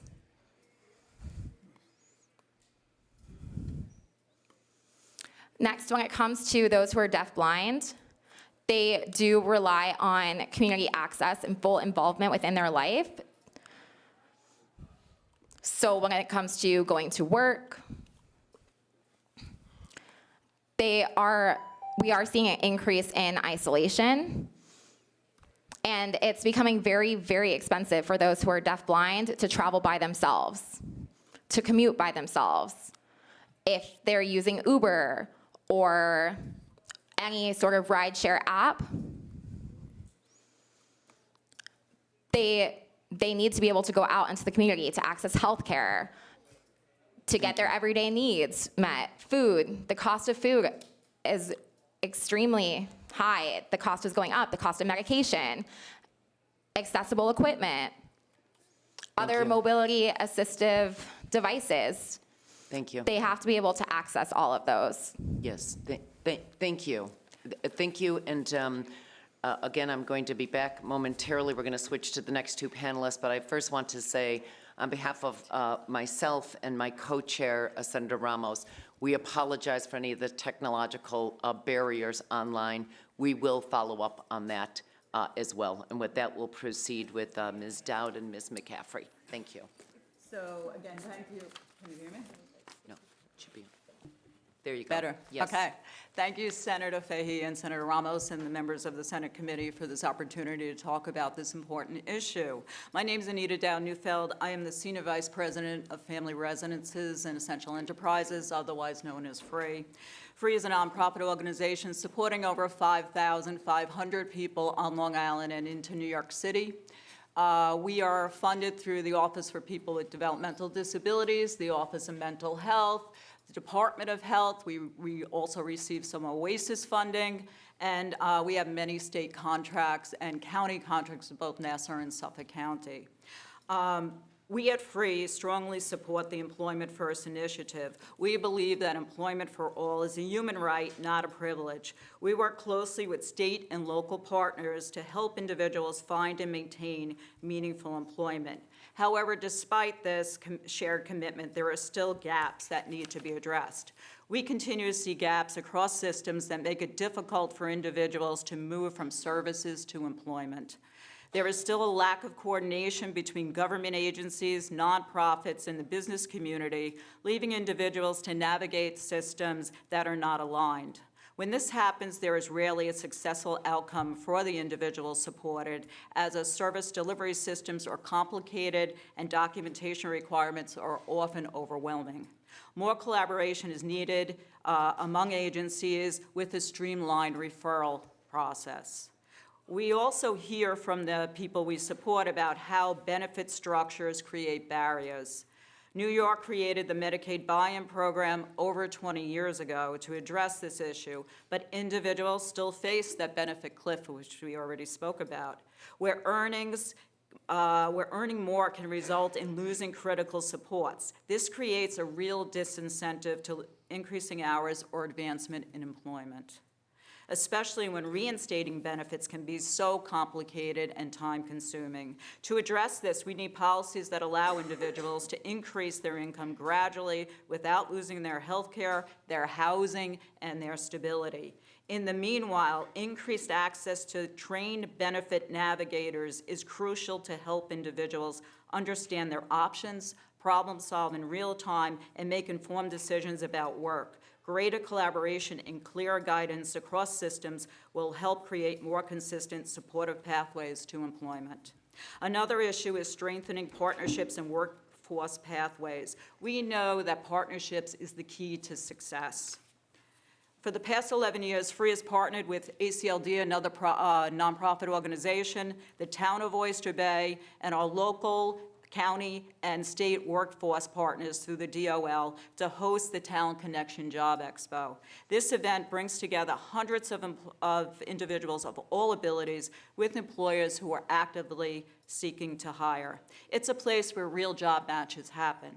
This event demonstrates that when job seekers, employers, and service providers come together in one space, meaningful employment opportunities are created. It works because it's built on relationships. We need to continue to expand opportunities like this through job readiness workshops, vocational training, and direct employer engagement. We also strongly encourage the expansion of high school apprenticeship programs and work tryout programs where employers are compensated to provide firsthand real-life work experiences. These are programs that are critical in helping young adults build skills, gain confidence, and establish connections with employers early on, creating a much smoother transition from school to employment.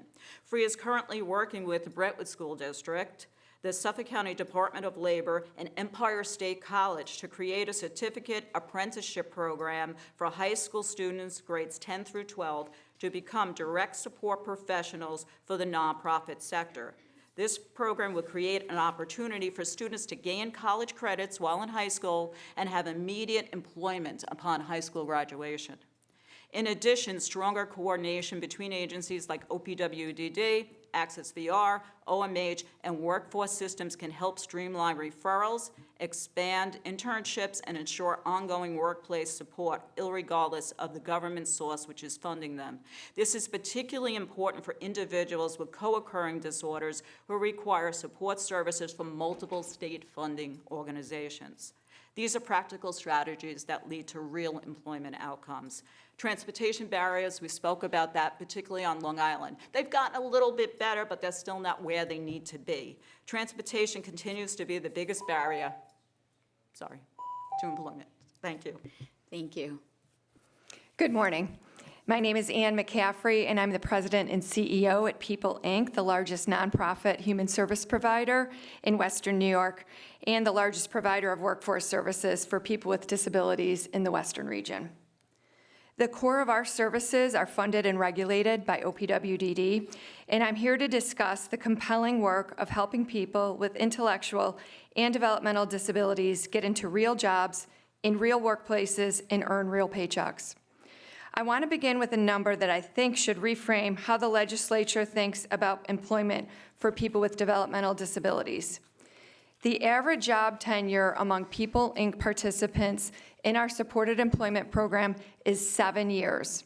In an economy where the typical retail or food service worker stays in a job for 2 to 3 years, the people we place are among the most loyal, productive, and reliable employees their companies have. This is not just a feel-good story, it's a workforce story. And at a moment where every employer in this state is fighting to hold on to stable workers, it is one we are not telling loudly enough.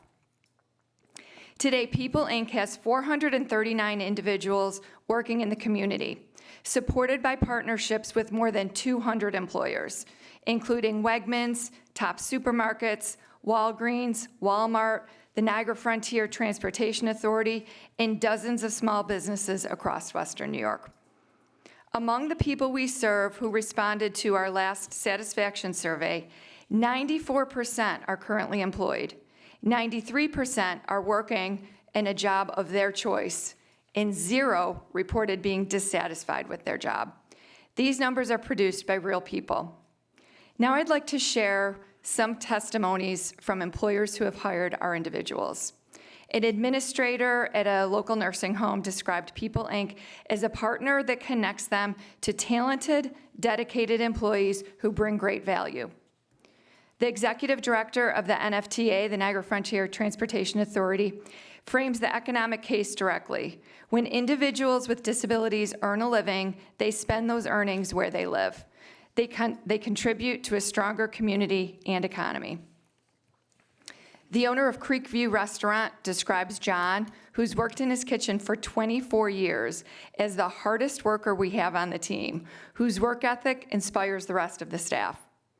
And one of our employees at a local nursing home tells us simply, "I'm not afraid to learn new things now. They find creative ways to help me make my job fun." Despite outcomes like ours, the macro picture in New York requires a new approach. National core indicators data analyzed by ThinkWorld work at the Institute for Community Inclusion show that only 16 to 17% of adults with intellectual and developmental disabilities receiving state services have a paid community job, even though more than 40% of those without jobs say they want to work. Here in New York, only 28% of people with disabilities participate in the labor force, less than half of the rate of non-disabled New Yorkers. OPWDD's February data shows that more than 135,000 people in the system, only about 14,000 receive employment services. That is talent we're leaving on the table. It is income those families are not earning. It is taxes the state never collects, and it includes benefits the federal government continues to pay.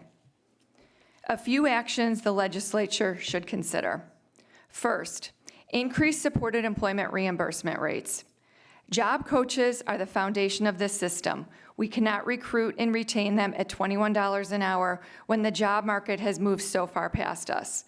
Without job coaches, there are no job placements. We've actually had instances where our job coaches made the same or less than the person that they're coaching. Second, aggressively promote the tax credits New York State already offers for hiring people with disabilities.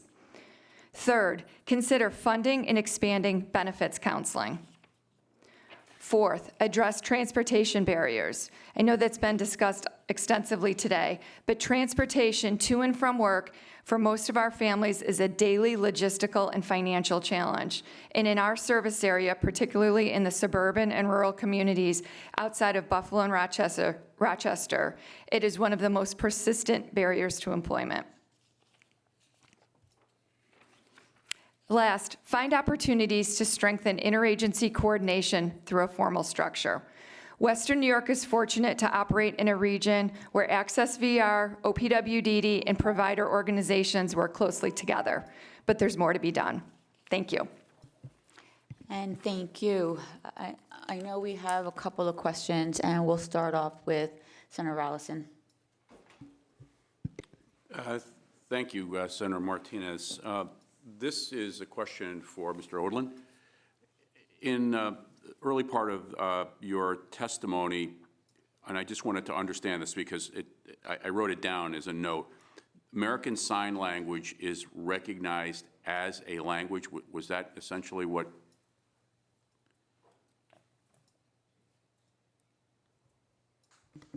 Yes, that's correct. Okay, and can you elaborate a little bit on that, on what that actually means as it relates to resources and things that come with that, and possibly regulations, or, and what I'm trying to say is, if it is a recognized language, what special recognition does that bring to that language when it comes to funding?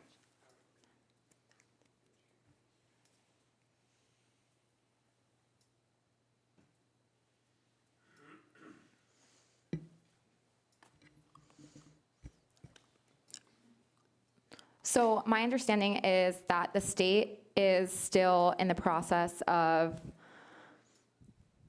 allocating budgets at a state level, but we still need to approach how employers have access to resources,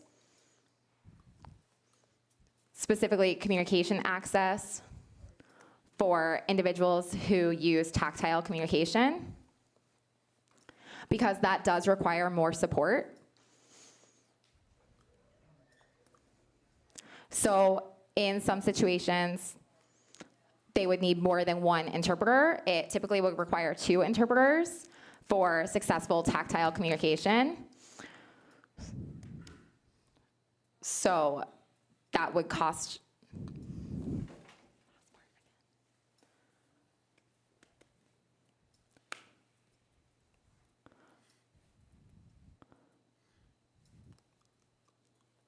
So I think specifically that question should be presented to the Office of the Deaf, Deafblind, and Hard of Hearing.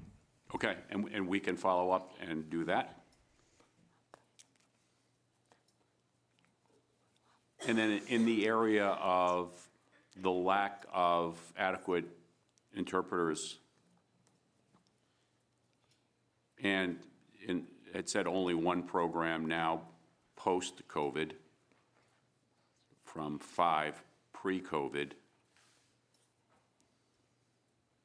And you may have, I think you may have said this, but just where are the barriers to increase those programs?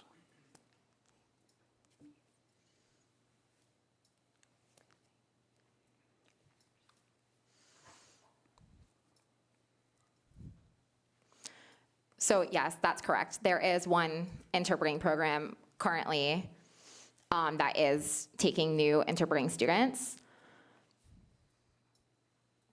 There are interpreters who are provided online through video relay interpreting services. Those interpreters are not in person, and that has a huge impact on individuals who require touch to communicate, because the video relay interpreters work from home. They do not go in person.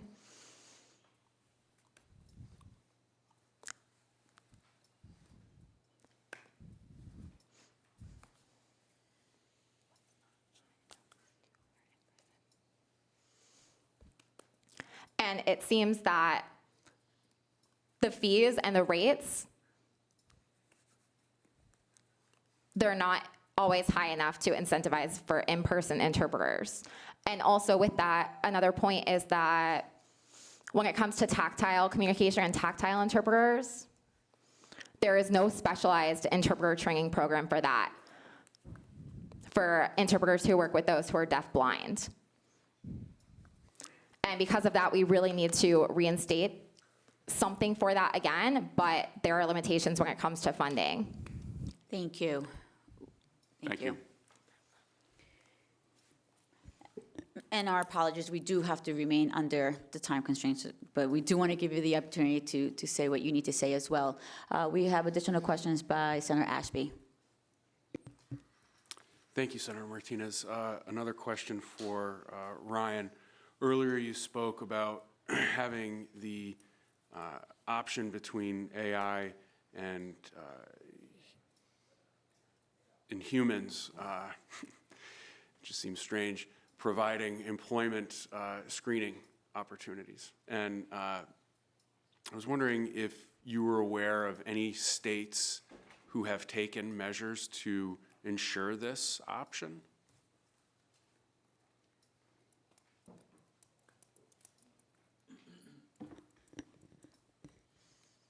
Really, the simple answer is no. It's a new topic.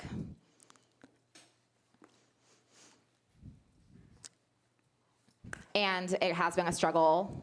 We've been trying to get this topic more on the table. So that's why I'm bringing it to the state level now.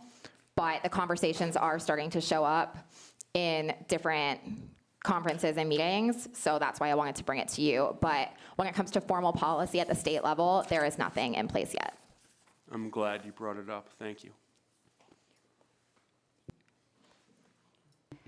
Thank you. And just for the record too, Mr. Odland, thank you for bringing to our attention the fact that the closed captions were not working. Please know that they have been restored. Do we have any additional questions by any other members?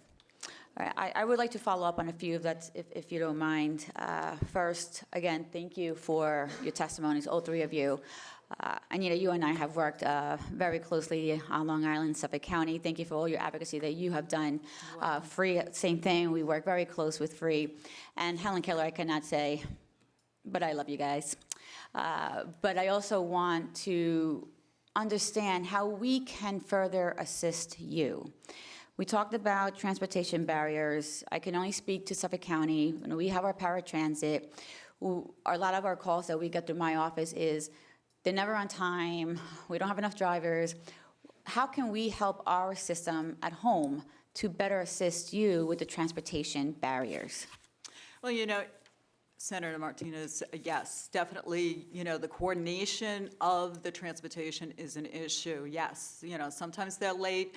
They did expand by an hour, though, the public transportation, and that made a big difference because, to be honest, many of the folks that we support don't get the 9-to-5 jobs. They get the 3 to 11, you know, jobs, and if transportation ends at 10 o'clock, which it does now, and that was the expansion, you know, it's still difficult for them to get home. There's no public transportation available.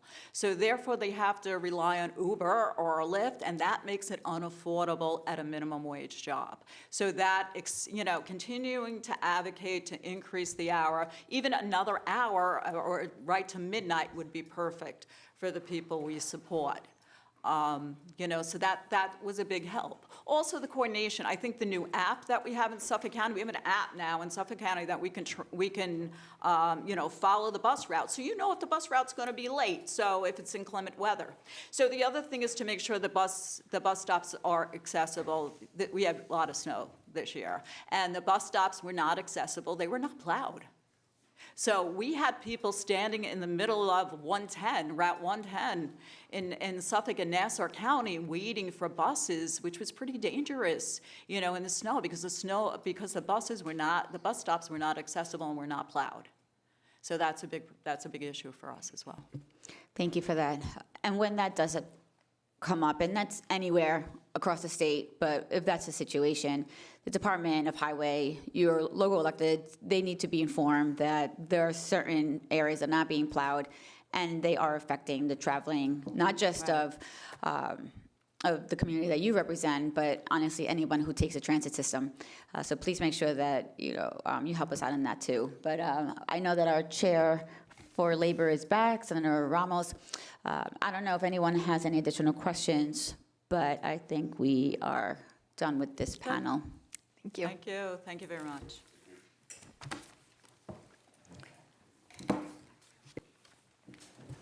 Indeed. I apologize that a few of us have had to step out as we are also participating in press conferences.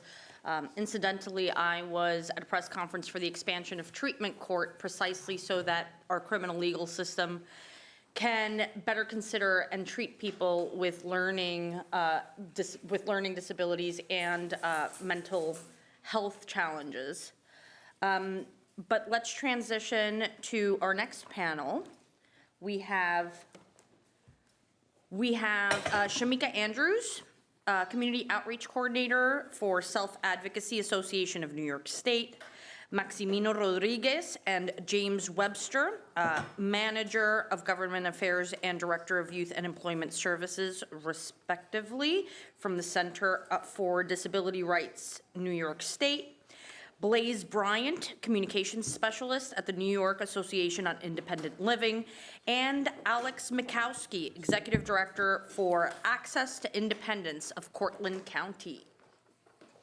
Step right up to The Price is Right.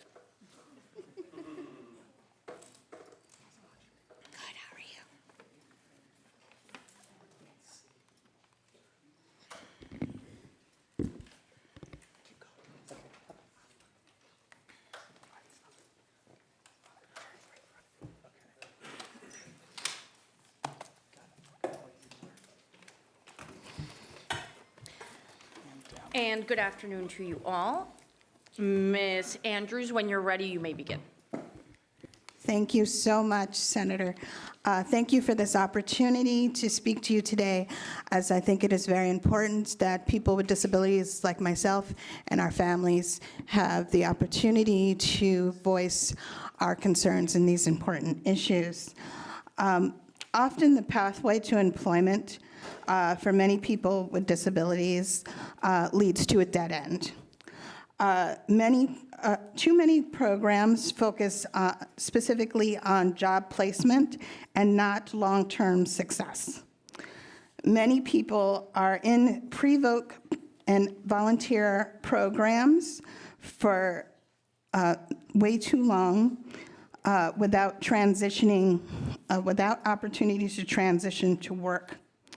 Volunteer opportunities are important, but they shouldn't be a substitute for paid employment for those that need and want that.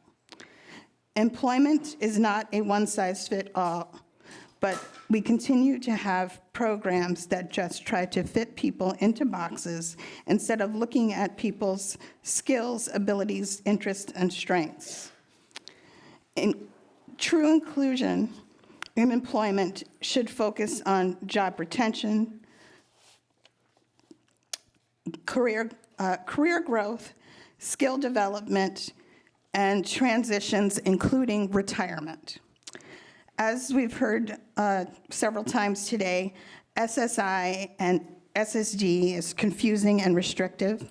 I myself are currently in a dispute with SSI over a $30,000 overpayment, which they say I have, which has affected my ability to be able to work the hours that I want to and to be able to pay my bills on a monthly basis.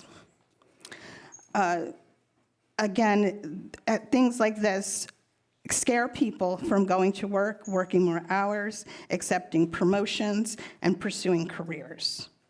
These types of barriers, when they are supposed to increase independence, prohibit independence. We need to focus more on helping people understand benefits by increasing access to benefits counseling and understanding the benefits that people have and are eligible for. We also need to increase access to job carving opportunities like customized employment and programs like OPWDD's employability program, which trains employers on the benefits of hiring people with disabilities.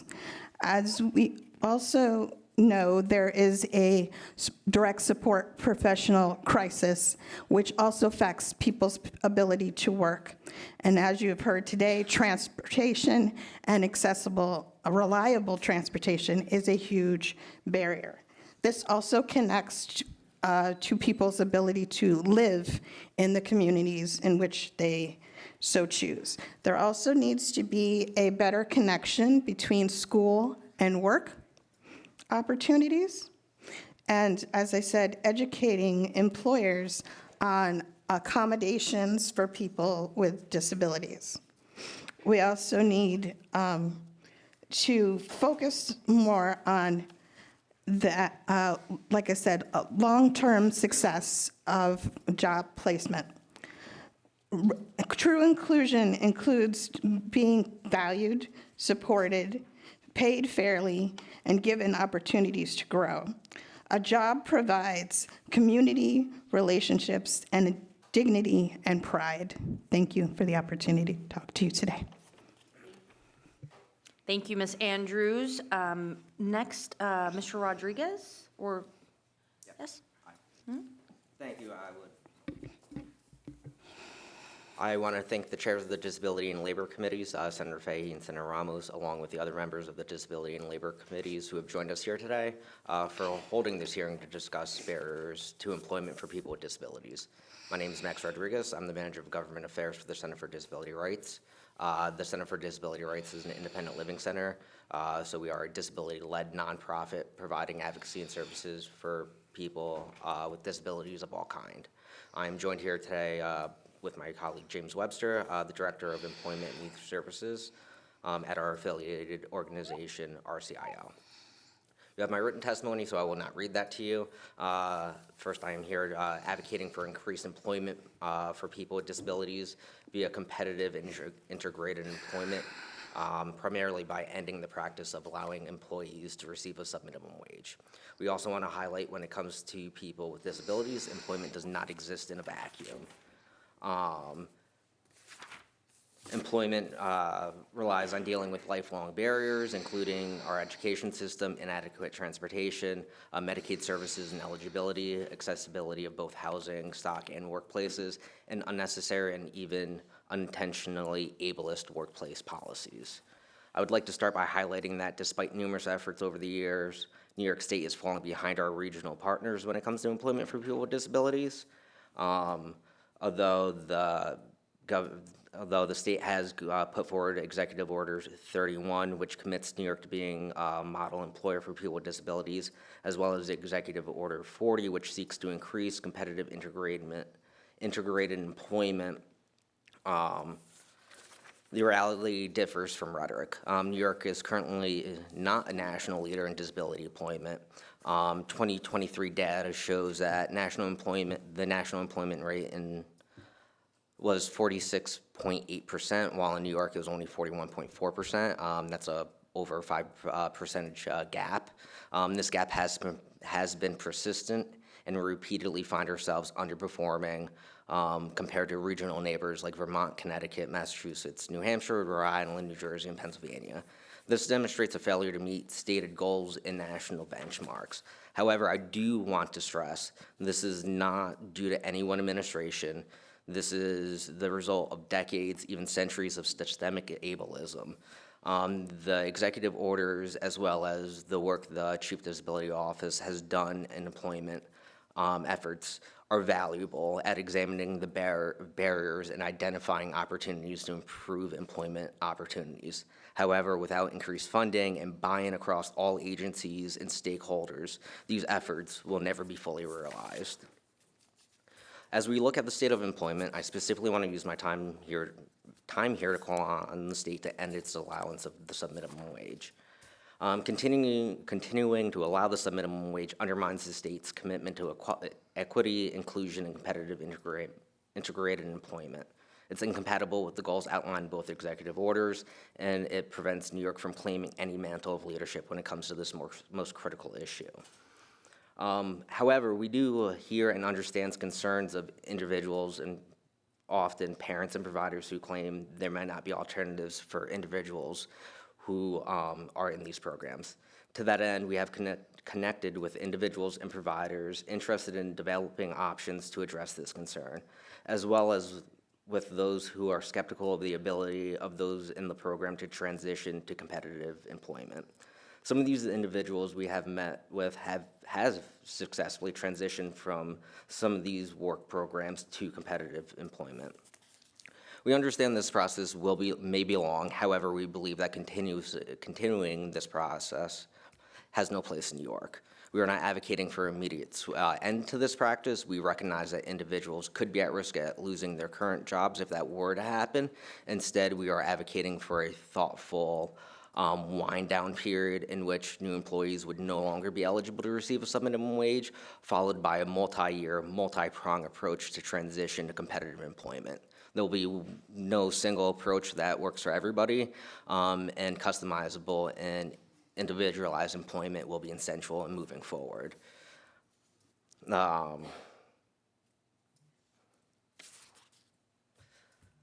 So I would like to kick it over. So one of the programs in order to help guide this transition is something called the Switchy program, which is the supportive work transition competitive integrated employment program that I'd like my colleague to take over. I was working very closely with a participant on securing a job where he initially spoke to us about wanting to work at Wegmans. Working with his support team, they were raising multiple barriers and concerns about this position, but working with us, we were able to relay those concerns as risks instead and helped him with his ability and right to choose rather than have a path chosen for him. With our help, he was able to work through these barriers rather than say they are barriers and challenges that he can't get past, and now he's been successfully employed there for 5 months. Thank you. Next, we have Liz Bryant. All right, where's the thing? Right here? Okay. Oh, it's right in front of my face. Hi, good morning, or I should say afternoon. Thank you to the chairpersons of the Disabilities and Labor Committees, Senators Fahey and Ramos, and the members of this committee for this extremely important hearing on the need to improve employment outcomes for people with disabilities. I'm Blaze Bryant, the communications specialist with the New York Association on Independent Living. So we have 41 member independent living centers throughout the state who are cross-disability organizations. They assist people with all types of disabilities at any age with a variety of advocacy and information and referral, independent living skills training, and of course, employment. So to that end, there are a few priorities that I want to touch on that truly would make employment or make New York an employment first state, because saying that we are is one thing, but actually putting it into practice is an entirely different animal to work with. The first is, as many of us have mentioned today, the overdue need to end sub-minimum wages for people with disabilities. This is frankly an outdated, discriminatory model that is, for whatever reason, still legalized, and it puts people with disabilities in a position and creates a feeling of, I don't know if I can do any better because this is what I have. And I've been told this is what I should be grateful for. That's not the message we should be sending. As the cost to exist continues to increase, so do wages for everyone, regardless of ability. This is something that has been around since 1938. Section 14C of the Federal Labor Standards Act was signed then by President FDR during the Great Depression, and here we are 88 years later, and New York still has not ended this discriminatory practice. Doing so, we would join 16 other states in doing so. Data from Maryland and New Hampshire shows that by ending sub-minimum wages, disability employment increases. That brings me to point number 2 with respect to the comptroller's report on disability from 2025 that's included in my written testimony. Now, as also has been touched on, we have an unemployment rate of New York State of people with disabilities at 64%, which is just flat out unacceptable. It is also a reality that people without disabilities have twice as many opportunities to jobs than those with disabilities. New York actually ranks 46th. Let me say that again. New York ranks 46th in employment statistics for people with disabilities in this country. So the reality is we can't really fall too much further down. We can only really embrace our state motto of Excelsior and move ever upward. Number 3 has to do with Access VR and the linkage or lack of linkage in the sense of our member independent living centers have been telling us that they're not receiving payments or referrals from Access VR, which is a significant step in addressing the disability employment crisis. They're not being paid on time, there's no upfront funding, and we definitely need to address that. Point number 4 is relating to the state's sovereign immunity under the Americans with Disabilities Act. There's the Garrett Supreme Court decision from 2001.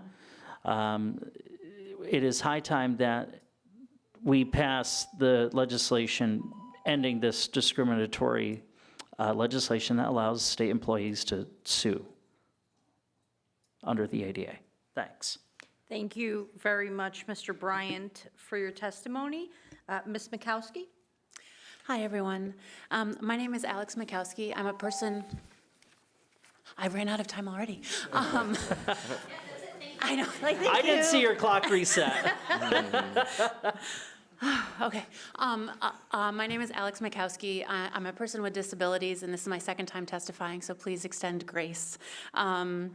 I'm a person that my first grade teacher told me I wasn't going to amount to much because I couldn't really read and I couldn't really talk and I couldn't really write. So without the supports that I had in my community and in my family, I would have likely ended up working in a 14C. I'm a social worker by training, and I'm the executive director for an independent living center called Access to Independence, where we have more cows than people in our county. By statute, we need to be 50% people with disabilities on our staff and board. And so we're bringing the lived experience to the conversation because we live it every day. New York State was awarded the Switchy grant that you've heard about several times. And New York State was the only one that decided to partner with people with disabilities. They partnered with independent living centers to make this work. So in that way, yay, New York State. We're doing a lot of customized employment, benefits advisement. This is an awesome thing. We've been doing it for 1.5 years. It's going to end next September, and there's no plan that I've been told about what's going to happen. We can try to get a CRS contract, but there's a gap here between the current contract and the future one. As a side note, it's very hard to get a CRS contract, and I was not awarded one this last round. So I want to tell you about 2 employment seekers. One was earning $3 an hour at the 14C. Through the year of us working with him, he got up to $5 an hour. Then we got him a competitive job in the community that pays more than our entry-level staff at our agency. That both speaks to we're desperately underfunded, and there's a bill for that. And this person has a lot of skills, and the employer was really excited to have him. Another person that we were working with had some outside pressure and needed to start a job. So they got 14 hours in 2 weeks. Guess what their paycheck was? $25. These 2 employment seekers had very different opinions about the value of their work. The one that has a competitive job was able to get a cell phone and is dreaming about the future. The other one is thinking, how am I supposed to make this work and ride the bus to try to get there? You're not getting enough money at the end of the day to pay for your bus fare. As a former case manager, I saw way too many people graduate to their parents' couch. So this is trying to work with people that historically Access VR has deemed as too disabled to work, and people are really excited about it. I also wanted to mention we have a really good partnership with our One Stop Career Center and have a lot of referrals back and forth because our local center does not have a disability person that's one of the grants that was supposed to happen. And as noted before, paratransit is huge. There's a 3/4 of a mile, so that means the majority of people in Cortland County have no access to transit because there's only like 6 bus lines. So you're stuck at home. Or if you want to go to sub-minimum wage, they'll pick you up and they'll get reimbursed for that. But you won't get reimbursed to go get a competitive job, become a taxpayer. So thank you for your time. Thank you, Ms. Makowski. You have a little time left. Do you want to use it? I would be happy to. Or I'm maybe, just excited or and nervous. Or yield to your panelists? I mean. Yeah, I guess I would yield to Blaze because he's our communications person. Okay, fair enough.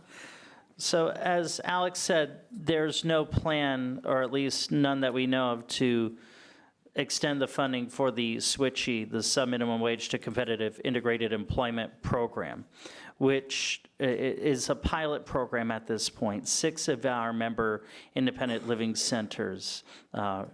We have James here from Rochester. We've got Alex here from Cortland, and we've got others on Long Island as well, and up in the North Country, who are administering the pilot program in coordination with Access VR.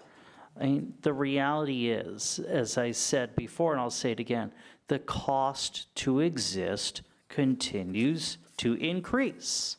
So this means we need to be doing whatever we possibly can as a collective to make sure everyone, whether they have a disability or not, has opportunities to receive at or above minimum wage and make it impossible to receive sub-minimum wages. And I've got, yeah, all right, go ahead, Max. If I could just piggyback off what Blaze said, although SWITChy is a new program, it's scaling slowly. Our data shows that it typically takes a successful transition from 6 to 12 months per individual, requiring sustained investment. And just in the Finger Lake region alone, it's our estimates that a $750,000 investment could transition all the individuals in the Rochester and Finger Lakes regions within the next 2 to 3 years. All right, well, thank you for making good use of that minute and 46 seconds. We have burning questions, and we're going to start with Senator Fernandez. Thank you so much.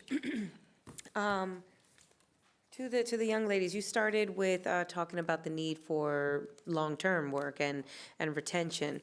Do you see that there's still a lot of discrimination when it comes to hiring in workplaces? Yes. Oh, There there you you go. go. There it is. Yep. Okay, now you can hear me. Yes. I think that there is a lot of people that fear of asking for accommodations and going in for, interviews because of their disability. And yes, I do believe that there is a discrimination. I think it also is based on, like I mentioned, employer education on what it takes to accommodate somebody with a disability. I think on the employer side, there's a lot of fear about what the cost of that would be, and they feel that they don't have the training, the funding, the resources to be able to do that. So I think that's what a lot is behind a lot of that. Do we know if the state currently offers training or incentives for workplaces?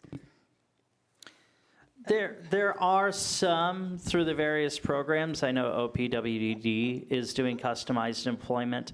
I have received Commission for the Blind Services, and I don't know if they were invited here for this or not, but it would certainly have been great to have seen them here.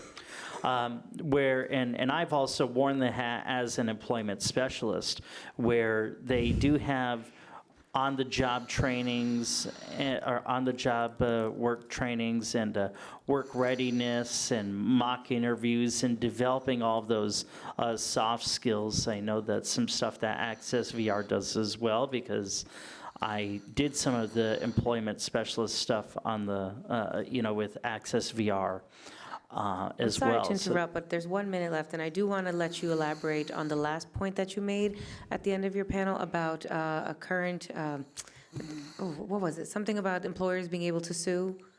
Yes, so sovereign immunity. It's the state waiving its sovereign immunity under the Americans with Disabilities Act, because currently, as it stands right now, state employees cannot sue. So in other words, your complaint is only as valid as your union rep says it is.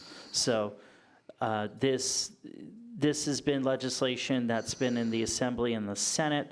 I don't have the bill number committed to memory here, but it's waiving the state's sovereign immunity and allowing state employees to sue, For just like discrimination. public employees. Yeah, public employees in the private sector can anywhere else. Yep.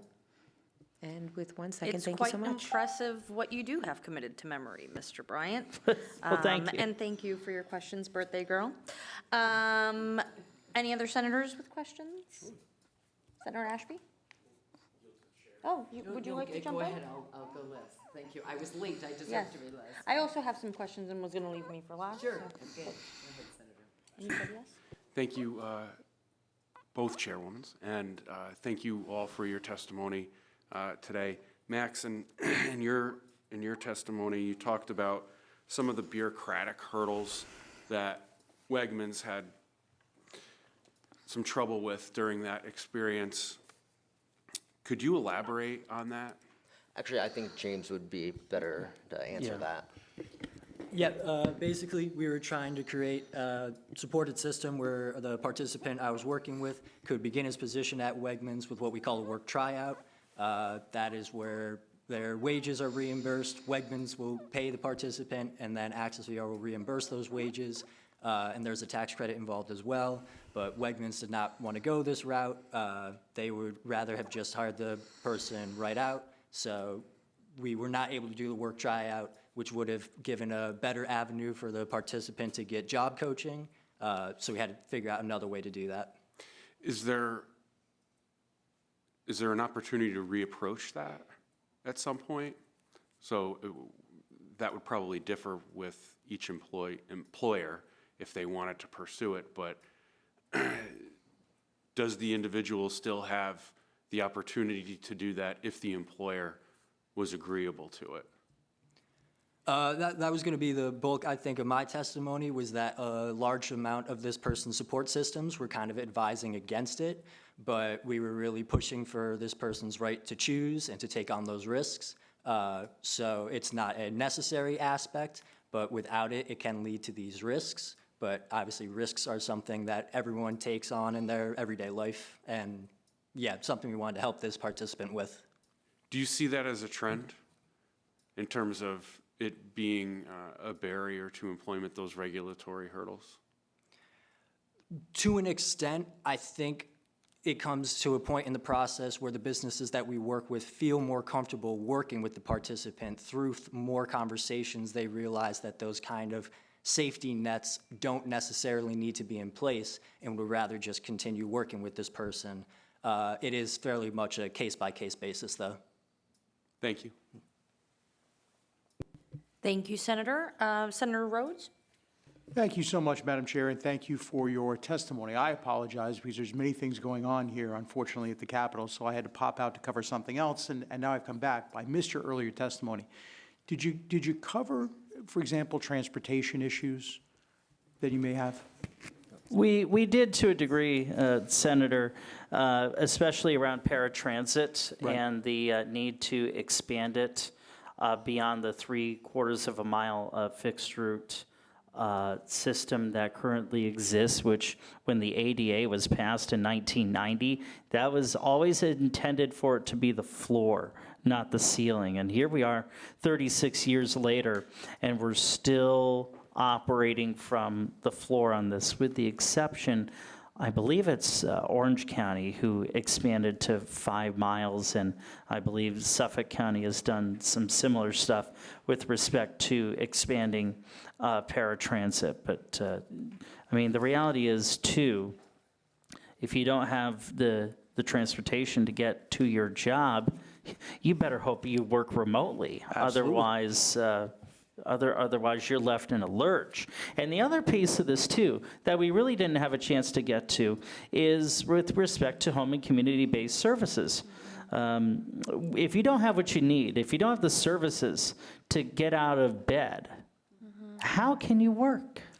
Which sort of dovetails into my next question. And we have about 1:30 left, and I know some others wanted to, and I'm happy once we're finished to stay and chat.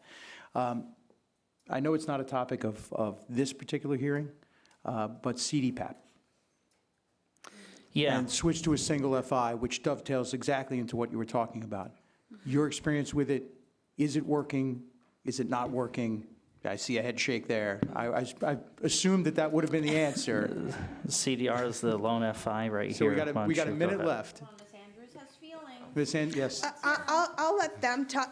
That's my contribution to the conversation is no. is the big head shake. Yeah. I'll let I get them it, I get it. elaborate. No, we do continue to see massive amounts of issues, both with onboarding, PAs, consumers, technical issues through the process, payroll issues. We continue to see all of those.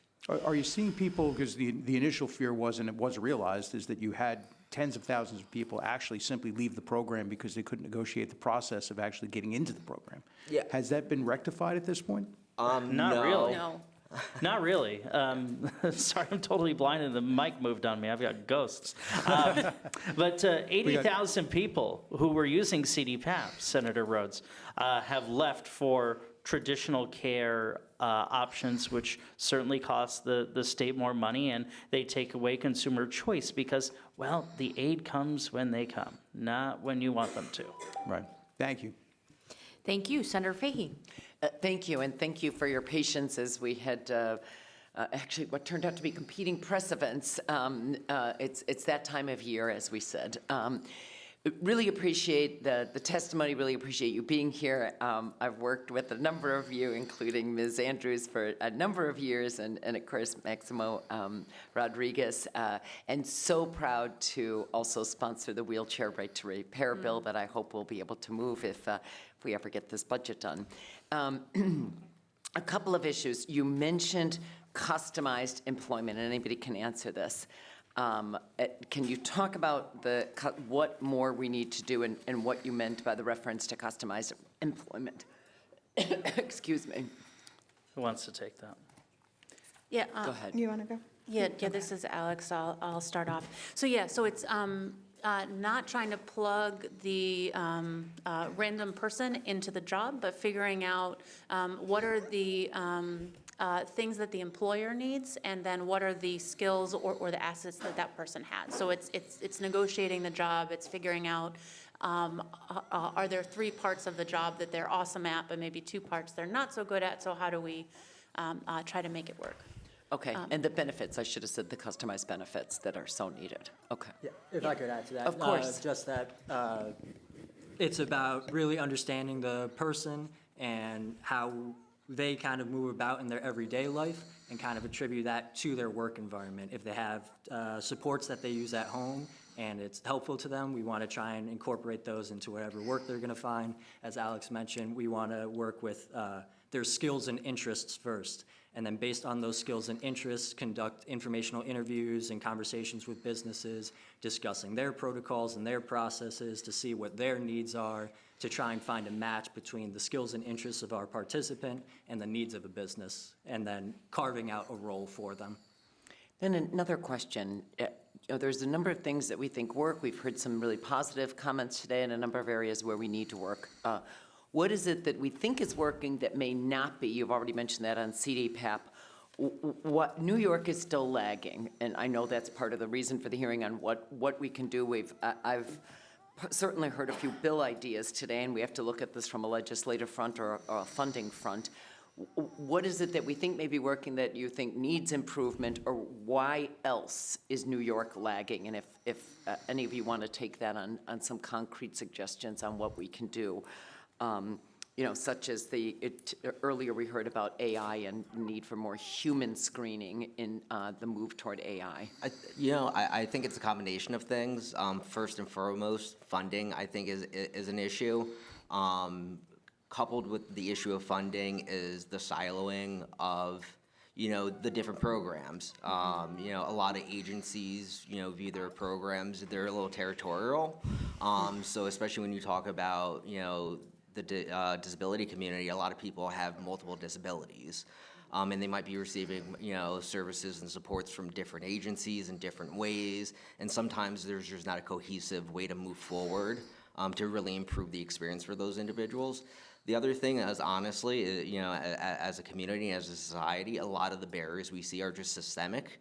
The way, people view disabilities, I think that's a little harder to get over. But I think first and foremost, funding, and I do think the state has made good strides trying to move forward. Again, with the executive order, the employment work the Chief Disability Office is doing, a lot of initiatives that the legislature has championed. I think those are good first steps, but again, without the funding, I think nothing's going to ultimately. Thank you. And greater funding for the ILCs, Senator Fahey, to 25 million, so that we can really help address some of these employment shortcomings that we're currently dealing with. Independent The living centers? independent living centers, yes. Yes.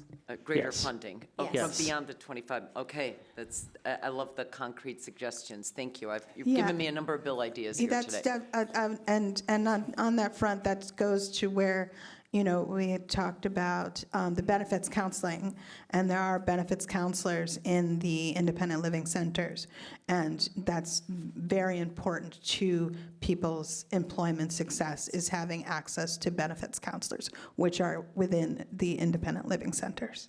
And we've heard a lot about that benefits cliff today, which I know has been around for a while, and maybe we need to go back to tackle that. Yeah. Yes. Yeah, just one more thing to add, that if someone were to apply to try to get help from Access VR, the time period from the time you fill out your application to when you get to meet with a person, there are timetables that are supposed to exist. We literally keep an Excel spreadsheet of when we're helping people send in referrals, and from our experience, it's not anywhere within the timeline, and we have to be the squeaky, wheel to try to get some attention for our people.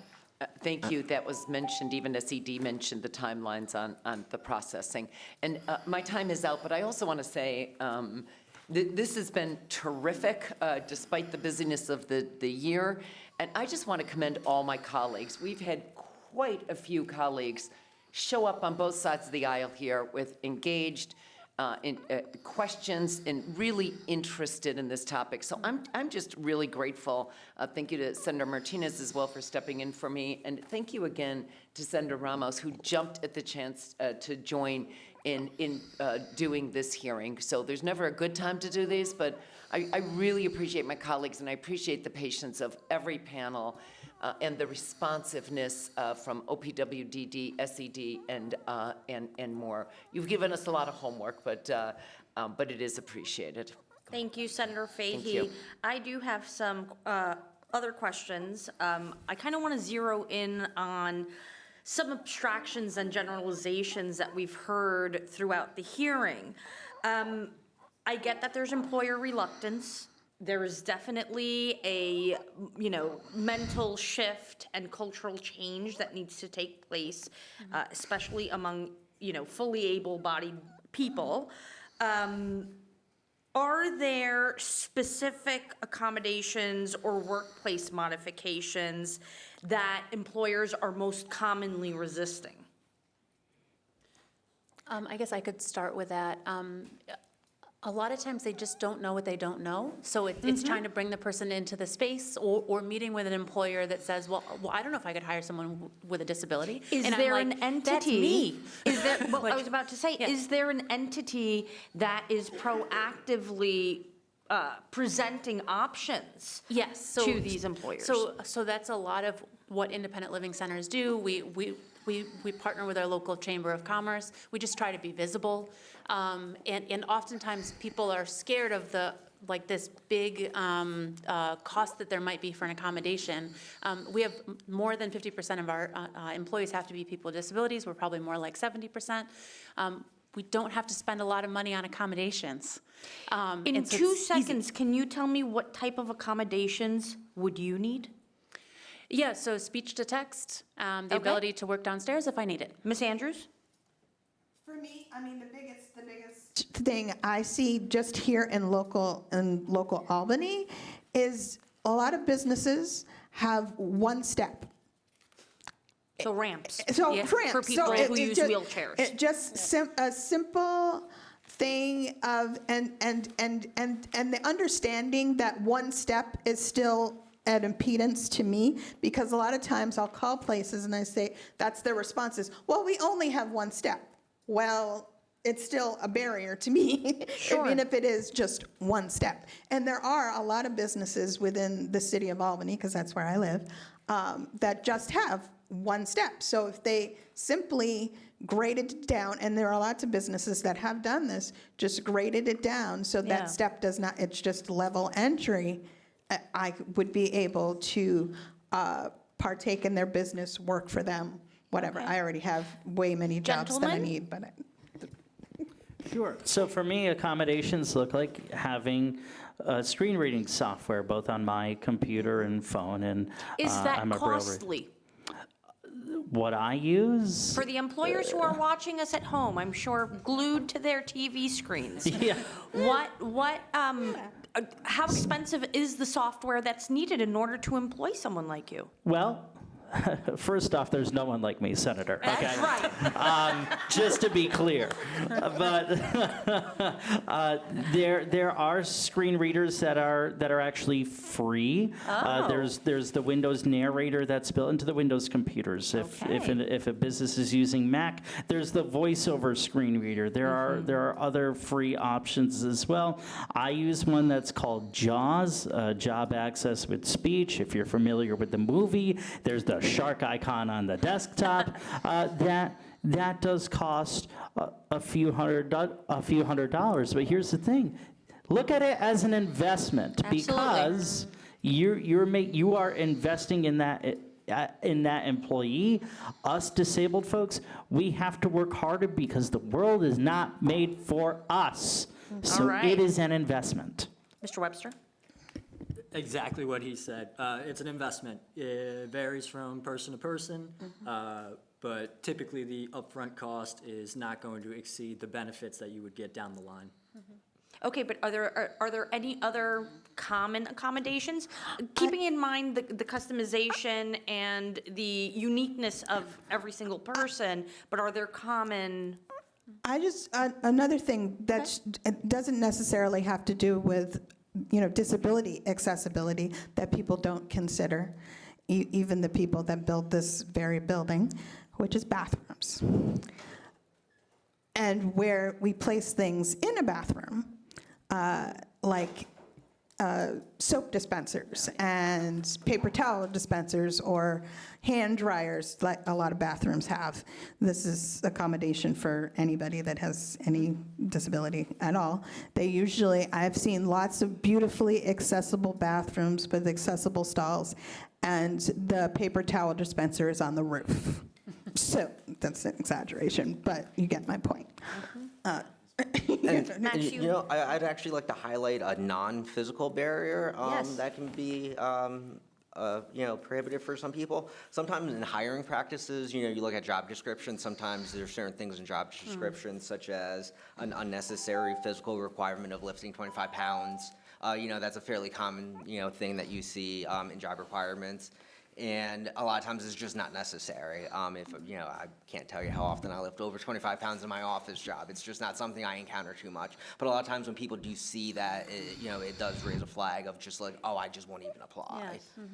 I just want to say one other thing about people, and I always say that the biggest barrier to people being in the community, whether it's housing, employment, or whatever, is how people feel about whether you should be in the community or not. Just a quick example, I was recently at the doctor's, introducing myself to a new doctor, and they were helping me fill out paperwork. And one of the questions on the form was my employment. And the doctor looked at me and says, "You don't work, do you?" The assumption. Correct. The assumption. So if you don't believe that I should be in the community, or anybody for that matter, you're not going to support me to be in the community, whether it's live in the community or work in the community. Well, thank you all for participating today. I mean, I'm left with even more questions. Senator Fahey mentioned AI. Senator Fahey knows how to get a hold of me, so. Very good, yes. So- Very good. Well, something tells me Senator Fahey and I are going to be working on this topic a lot more closely after everything that we've learned today. We need to compare notes and see where we can take joint action. But thank you to each and every one of you and the audience for taking the time to come testify and really zero in on how it is that we can do things better, and well, certainly the employment community can step up and do what's right. Can I just say thank you again, but I neglected to add, can I mention as well a huge thanks to my team, my entire team, but particularly Jake Egloff and Mitchell Cerrone from my team, who did so many of the logistics in pulling this together, and again, appreciate all my team, but. Well, thank you to Rocio Chan as my There you go. legislative director. There you go. Okay, thank you, everybody.